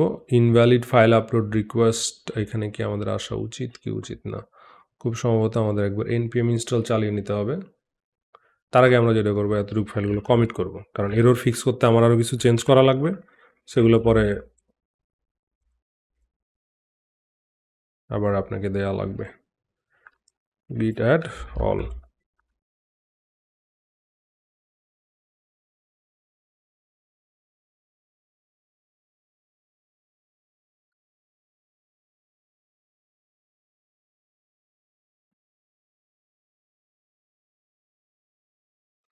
আপলোড পরে করি, সমস্যা নেই, বাট আমরা এটাকে বোঝার চেষ্টা করি এররটা কি আসছে, কেন আসছে, তাই না? আমরা এটাকে আপলোড মাল্টিপল না দিয়ে আপলোড সিঙ্গেল দিব। হুম, বডিতে যাব, বডিতে গেলে আমরা কিছু পাবো। হ্যাঁ, ফাইলস না দিয়ে আমরা জাস্ট এখানে ফাইল দিব, একটা ফাইল আমরা আপাতত দেখি, তাই না? ফাইল আপলোডেড সাকসেসফুলি, আপলোডসে কিন্তু গেছে, তাই না? তো আমাদের দেখতে হবে এই আপলোড ফাইলটা ডিলিটেড লোকাল ফাইলটা ডিলিটেড হয়ে গেছে, কিন্তু আমার S3-তে আপলোড হয়েছে কিনা বাকেট স্টোরেজে, এটা দেখতে হবে। এটা দেখার জন্য যেটা করতে হবে, আমার অবজেক্ট স্টোরেজে টেস্ট বাকেটে যেতে হবে, গিয়ে এখানে দেখতে হবে আমার একটা ফাইল আসছে কিনা। আমার ফাইলটা অলরেডি চলে আসছে, তো সিডিএন এন্ড পয়েন্টে যদি আমি ভিজিট করি, এখন দেখবেন এই ফাইলটা কিন্তু আমার এখানে চলে আসছে। এই ফাইলটা আপনারাও এখানে অ্যাক্সেস করতে পারেন, right? This is as simple as it is. তো এইখানে আপনার মানে সন্দেহের কিছু নাই যে কাজটা হবে কি হবে না। আমি এটাকে ডিলিট করি, এটা তো আমাদের আগে আপলোড করা ফাইল ছিল, দেখেন। তো আমি এটাকে ডিলিট করি, এটাকে আবার আপলোড করি। আবার আপলোড করলে দেখবেন এখানে ফাইলটা আছে, আপলোডসের মধ্যে ফাইলটা চলে আসবে। চলে আসার পর এটা ক্লিন হবে, ক্লিন হয়ে আবার ওইখানে চলে যাবে, তাই না? এইখানে গেলে দেখবেন আপনি এখন দুইটা ইমেজ আছে, রিফ্রেশ দিলে দেখবেন। কিন্তু টেম ফোল্ডারের মধ্যে এই কাজটা এত দ্রুত হচ্ছে, কারণ সার্ভার তো এখন আইডল কন্ডিশনে আছে, এর কোনো লোড নাই, এত দ্রুত হচ্ছে যে আপনি এটা বুঝতে পারবেন না যে এটা আপলোড হয়ে গেছে, কিন্তু এখানে আসলে দুইটা ফাইল চলে আসছে, রাইট? তো এখন রেট লিমিটিংয়ের কথা যদি বলি, এই একই ইউজার ধরেন মানে অনেক ধরনের বিজনেস রিকোয়ারমেন্ট থাকতে পারে, সেগুলো আসলে আপনাকে আস্তে আস্তে বুঝে আপনাকে ইমপ্লিমেন্ট করতে হবে। এখানে তো ডেটাবেজে সেভিংয়ের পার্টটা আমরা করিনি, বা ডেটাবেজে সেভিংয়ের পার্টটা লাগবে। কোন ইউজারের জন্য কোন পাবলিক ইউআরএল আপনি কোথায় সেভ রাখতেছেন, এটার একটা ডেটাবেজ রেকর্ড আপনারা রাখতে পারবেন না, এটাকে আপনার রাখতে হবে রিয়েল লাইফ সলিউশনে। আরেকটা ব্যাপার হচ্ছে, এখন এই যে আপলোড ডট জেএস এর মধ্যে একটা রাউট ফাইলের মধ্যে রিকোয়েস্টগুলো আসছে, হ্যাঁ, রিকোয়েস্টগুলো আসছে সার্ভিসেস আপলোড স্পেসেস আছে আপলোড ডট জেএস। হ্যাঁ, এই আপলোড ডট জেএস এর মধ্যে যে রিকোয়েস্টগুলো আমার আসছে, এই পোস্ট রিকোয়েস্টটা একটা রেট লিমিটার হয়ে যাওয়া উচিত, তাই না? এই রেট লিমিটার আসলে কি টাইপের রেট লিমিটার হওয়া উচিত? এই টাইপের রেট লিমিটার হওয়া উচিত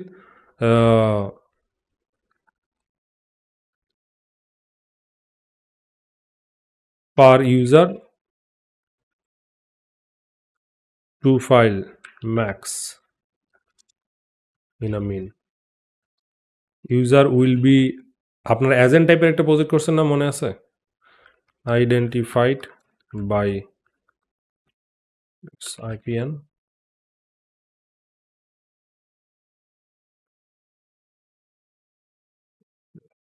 রিকোয়েস্ট যে ডিটেল পাবেন, ওই রিকোয়েস্টের ডিটেলের হ্যাশ আমরা একটা জেনারেট করব।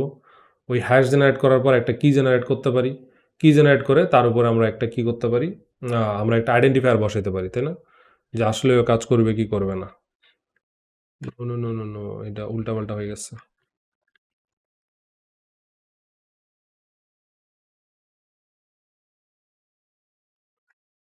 এটা আপনারা নিজেরা করবেন, এটা লগ দিয়ে আমরা একটু না পেঁচাই। এটা এখানে মিডল ভার্সের মধ্যে আছে, তাই না? এখানে আমরা দিই একটা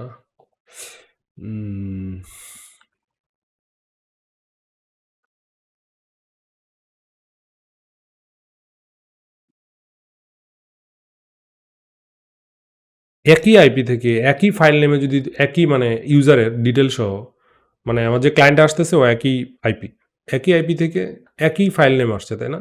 তার মানে ও ডাবল টাইমটা হওয়া উচিত না। ডাবল টাইম যদি 1 মিনিটে 2বারের বেশি হয়, অথবা 1 মিনিটে 2বারের বেশি সেম ফাইল যদি আপলোড করে, ধরলাম ইন্টেনশনালি 2বার করবে বা 1বার করবে, সেটা ঠিক আছে। 2বারের বেশি করলে আমরা তাকে আর রেট মানে এটাকে এন্ট্রি নিতে দিব না। এটাকে আমরা মনে করবো যে ও ইন্টেনশনালি এটা করছে, ইন্টেনশনালি আমরা এটা করতে দিব না, রাইট?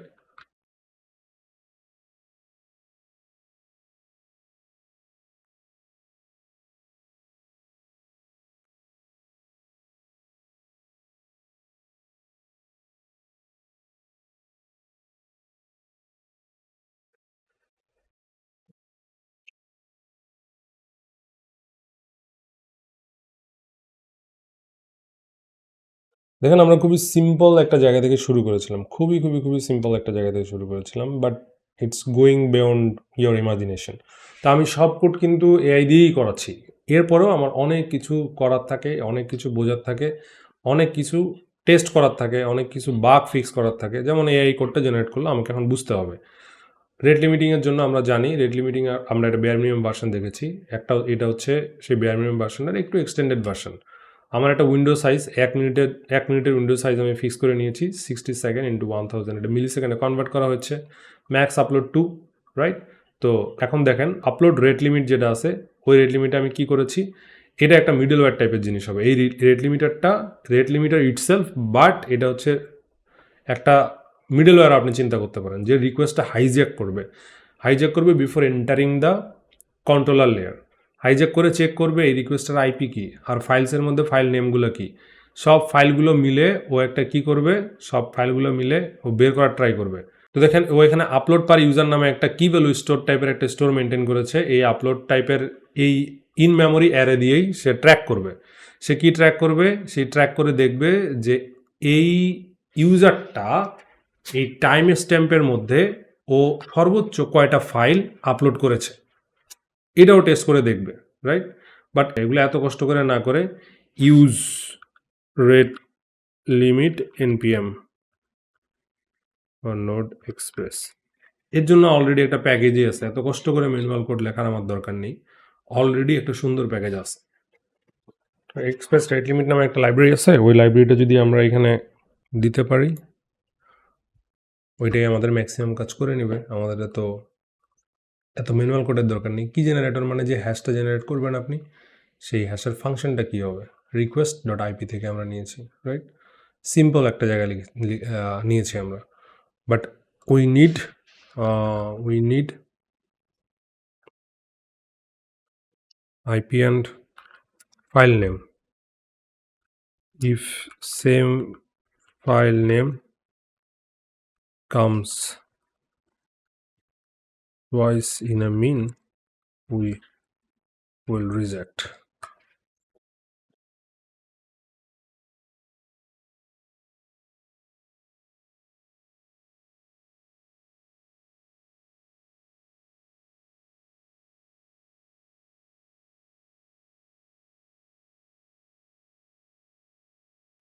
তো এখানে বাই ডিফল্ট যে নেচারটা দেওয়া আছে দেখেন, রিসেন্ট আপলোড রেট লিমিট নামে যেই ফাংশনটা আপনার এখানে দেওয়া আছে, এটা একটা, আরেকটা হচ্ছে ডুপ্লিকেট ফাইল লিমিট, এটা হচ্ছে আরেকটা।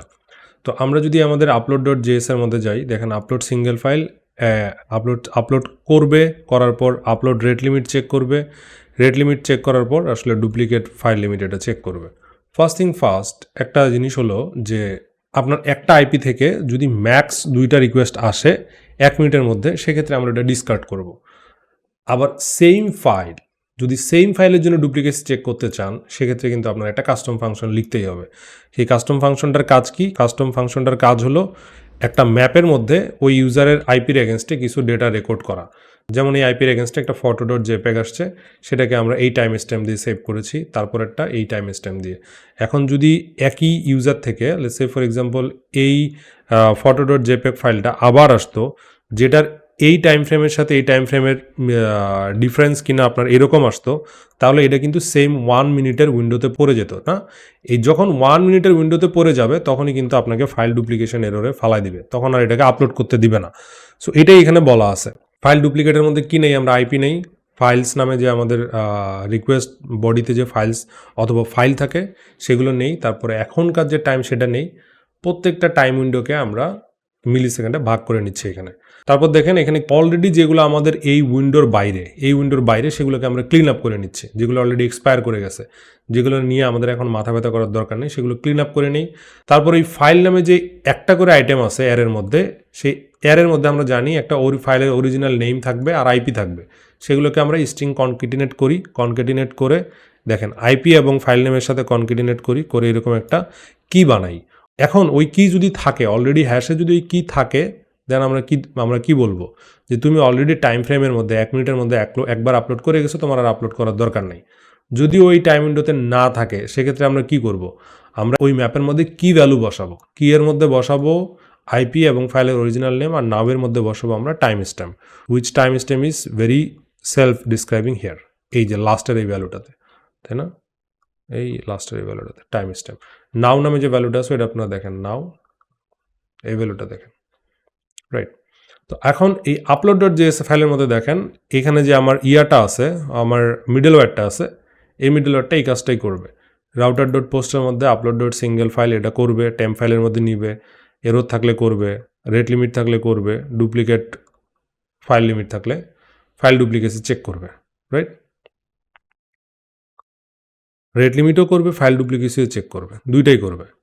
তো আমরা যেটা করব এটা থেকে বেরোয় আসবো, আবার npm স্টার্ট দিব, এর আগে npm ইনস্টল দিই আমরা একবার,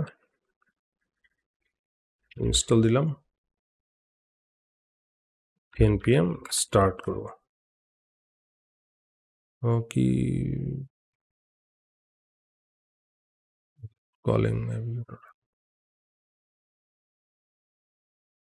কাস্টম কি জেনারেটর মনে হয় একটা এরর করে বসে আছে আর কি।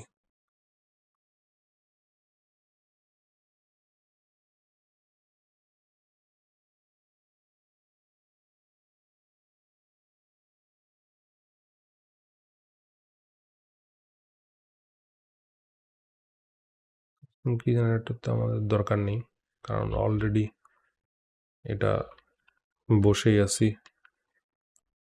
কাস্টম কি জেনারেটর দরকার নেই কারণ আমরা already express rate limit use করছি, এটা ইউজ করলে ওটা ইউজ করার আমার দরকার নেই।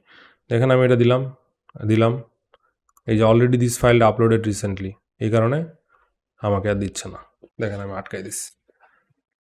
So that's what it is. আমাদের অনেক ডিসকাশন হলো এখানে, এর বাইরে আর অনেক কিছু করার থেকে আমরা আস্তে আস্তে সিস্টেম দেখবো, পড়বো, বুঝবো। বাট এই পুরা এতটুকু কথাবার্তায় যতটুকু আপনারা বুঝতে পারলেন, আমি এতটুকুই বোঝানোর ট্রাই করেছি যে একটা সিস্টেম বানানোর সময় অনেকগুলো ইউজ কেস থাকে না, অনেকগুলো ইউজ কেস থাকে। তো এখানে যেই কথাটা বলা হয়েছে, যে পোস্ট রিকোয়েস্টটা বলা হয়েছিল, এই পোস্ট রিকোয়েস্টটা ফর ফাইল আপলোডার, সেই ফাইল আপলোডারের মধ্যে আপনারা A to Z কী কী স্ট্র্যাটেজি নেবেন সবগুলো আপনার ডিফাইন করা আছে। একটা জিনিস বাদে, সেটা হলো যে এরকম যদি কোনো সিনারিও থাকে, আপনাদের যদি একটা ফর্ম থাকে, ফর্মের মধ্যে যে কিছু ইনপুট থাকবে লাইক নেম, এজ, ইমেল, এগুলো থাকবে, সাথে একটা ফাইলও দেওয়া আছে, এরপরে আপনার সেভ বাটন দেওয়া আছে। তখন আপনার এই এপিআইটা কীভাবে হেল্প করবে? তখন হেল্প করবে যে আপনার যেগুলো input field in text and Jason, এগুলোকে আলাদাভাবে আপনি এপিআই ডেভেলপ করবেন। শুধু ফাইল আপলোডারের জন্য আপনি আলাদা একটা এপিআই ডেভেলপ করবেন, সেটাই যুক্তিযুক্ত, রাইট? সেটাই কিন্তু যুক্তিযুক্ত। এখন যদি আপনাকে ইন কেস এমন রিকোয়ারমেন্ট আসে যে না আমার পুরো জিনিসটা একই জায়গায় পার্স করতে হবে, তখন আপনাকে আসলে ফর্ম ডেটার মধ্যে এই ইনপুটগুলো অ্যাজ এ স্ট্রিং ভ্যালু ঢুকাইতে হবে, তখন আপনার পার্সার এবং আপনার এপিআই লেয়ারটা একটু ডিফারেন্ট হবে। বাট এখন মডার্ন ডেজে আমার রিকোয়ারমেন্ট হলো যে আপনি এটার জন্য আলাদা একটা এপিআই দেন, শুধু ফাইল আপলোডারকে আলাদা একটা এপিআই দিয়ে পাস করেন, সেক্ষেত্রে আপনি সেফ।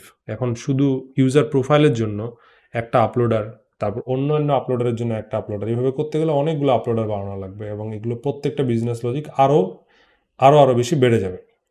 তো আমাদের এই মডিউলটাতে যেই ডিসকাশন ছিল, আই হোপ যে আমরা এটা কভার করে আরও অনেক দূর যেতে পেরেছি। আপনি যখনই কোনো সিস্টেম বানাবেন, সব ফার্স্ট এগুলো কোনো সাইলেন্ট ডেভেলপমেন্টে আপনি যাবেন না। এগুলো সার্ভিস লেয়ার এগ্রিমেন্ট যদি আপনি সাইলেন্ট ডেভেলপমেন্ট করেনও, এগুলোর এসএলএ আপনাকে আপনার টিমকে জানিয়ে দিতে হবে, ফর শিওর। কারণ আপনি কী করছেন না করছেন যদি বিজনেস না জানে, প্রোডাক্ট না জানে, আপনার বিপদ আছে, প্রোডাক্টের বিপদ আছে। এক আর দুই হলো, যখন ব্যাক এন্ড ডেভেলপমেন্টের আমরা কথা বলি, ট্রাই টু থিঙ্ক অ্যাবাউট এটা রেট লিমিট পলিসি কী হতে পারে, right? Try to think about এটা আমি যে কাজ করবো এটা অনেকগুলো হাই ট্রাফিকে, আমি বেয়ার মিনিমাম কী করতে পারি। আমাকে হয়তো আমার কোম্পানি এক্সট্রা সার্ভার দিচ্ছে না, আমাকে এখানে আমার এমকিউপি টাইপ সলিউশন কিনতে দিচ্ছে না, বেয়ার মিনিমাম আমি কী করতে পারি আমার হাতে যেটা আছে, তাই না? আমার কাছে এখন 1 টাকাও বাজেট বাড়াবে না কোম্পানি, এর মধ্যে আমি কী করতে পারি, আমার অতটুকু চিন্তা করতে হবে। তারপর হাই ট্রাফিক কন্ডিশনে যাওয়ার পর এই রিলেটেড একসাথে ইউজার কোন কোন টাইপ, মানে ভ্যালিডেশনের কথা বলেন, সেগুলোকে বুঝতে পারা, ভ্যালিডেশনগুলোকে বুঝতে পারতে হবে। এখানে কোনো কম্প্রেশন দরকার আছে কিনা সেটাকে আমার বুঝতে পারা, কম্প্রেশন, তাই না? কম্প্রেশন কীভাবে আমি করব। তারপর এটার সাথে যে থার্ড পার্টি ইন্টিগ্রেশন আছে, এই থার্ড পার্টি ইন্টিগ্রেশনের সাথে কীভাবে আমার সিস্টেম অ্যাডপ্ট করব বা সিস্টেম ইন্টিগ্রেট করব, এটা আমার বুঝতে পারতে হবে। এই জিনিসগুলো মিলেই কিন্তু সফটওয়্যার ডেভেলপমেন্ট। শুরুতে আমরা যে বেসিক ফাইল আপলোডার বানিয়েছিলাম সেটাও কাজ করছিল, বাট এটা প্রিপেয়ার করতে করতে করতে করতে আমাদের কতগুলো জিনিস সামনে চলে আসলো, সেটাও একটা বোঝার বিষয়। তো I will try my level best to add some document with this video so that you can also get the high level view যে এখানে মালটার কিভাবে কাজ করছিল, তারপরে এখানে আরও কিছু প্রশ্ন থাকবে, আরও কিছু আপনার কুইজ থাকবে এবং ডকুমেন্ট থাকবে, এগুলো সব আমি অ্যাড করে দেওয়ার ট্রাই করব। But for this time I will say that এটা এতটুকু থাকলেই ভালো। আমরা সামনে নেক্সট লেকচারে যাবো, আবার ইনশাল্লাহ নতুন কিছু শিখবো। এই ভিডিওটা খুব সম্ভবত ইউটিউবে যাবে এবং ফেসবুকেও যাবে, সেখানে যদি আপনারা পান অবশ্যই পুরো কোর্সের লিঙ্ক পেতে আমাদের দেয়া নিচের লিঙ্কে আপনারা গেলেই পুরো কোর্সের লিঙ্কটা পেয়ে যাবেন। Thank you everyone. শেষ একটা ছোট কথা বলে আসলে আমার এই মডিউলটা শেষ করতে হচ্ছে, একটু এক্সটেন্ডেড ভিডিও করার জন্য দুঃখিত। সেটা হচ্ছে যে আমাদের একটা রিডমি ফাইলে আমি সব ডকুমেন্টেশন অ্যাড করে দিয়েছি। হ্যাঁ, রিডমি ফাইলটা আপনারা একটু পড়ে দেখবেন। ফাইল আপলোডার সিস্টেমে রিডমি বলে দেওয়া আছে, আর একটা ছোটো করে অ্যাসাইনমেন্ট রিডমি আপনাদেরকে এইখানেই রিডমি অ্যাসাইনমেন্ট দেওয়া থাকবে। তো রিডমি অ্যাসাইনমেন্টের মধ্যে আমরা যেটা করব, যে পুরো প্রজেক্টটাকে আপনাকে নেক্সট জেএসে নিয়ে যেতে হবে। নেক্সট জেএসে নিয়ে যাওয়ার পর এই প্রজেক্টের মধ্যে আপনাদের ডেটাবেস কানেক্ট করতে হবে। তার মানে প্রত্যেকটা ইমেজ তো আপনার শুধু ফাইল স্টোরেজে সেভ করলে হবে না, ফাইলের জন্য এটা ডেটাবেসেও আপনার এই লিঙ্কগুলো সেভ রাখতে হবে, so that we can find file from everywhere. Database থেকেও ডেটা পড়তে পারি, ডিরেক্ট আমরা আমাদের ফাইল স্টোরেজ থেকে তো আমরা ডেটা পড়তেই পারবো, বাট এই রেকর্ডগুলো কিন্তু ডেটাবেসেও থাকা লাগবে। তো মডিউল 26-এর জন্য একটা অ্যাসাইনমেন্ট, একটা টপিক, তো এনিওয়েজ টপিক লিস্টটা আপনারা পড়বেন, এইখানে কি কি অ্যাড করে দিয়েছে সেটা বলা আছে। আর আমরা একটা অ্যাসাইনমেন্ট রিডমি এখানে পাবেন, আপনারা অ্যাসাইনমেন্ট রিডমিটা একটু পড়ে নেবেন, রাইট? এতটুকু বলা ছিল। আপনাদের যদি কোনো প্রশ্ন থাকে আপনারা অবশ্যই জানাবেন, আমি উত্তর দেওয়ার চেষ্টা করব। ধন্যবাদ।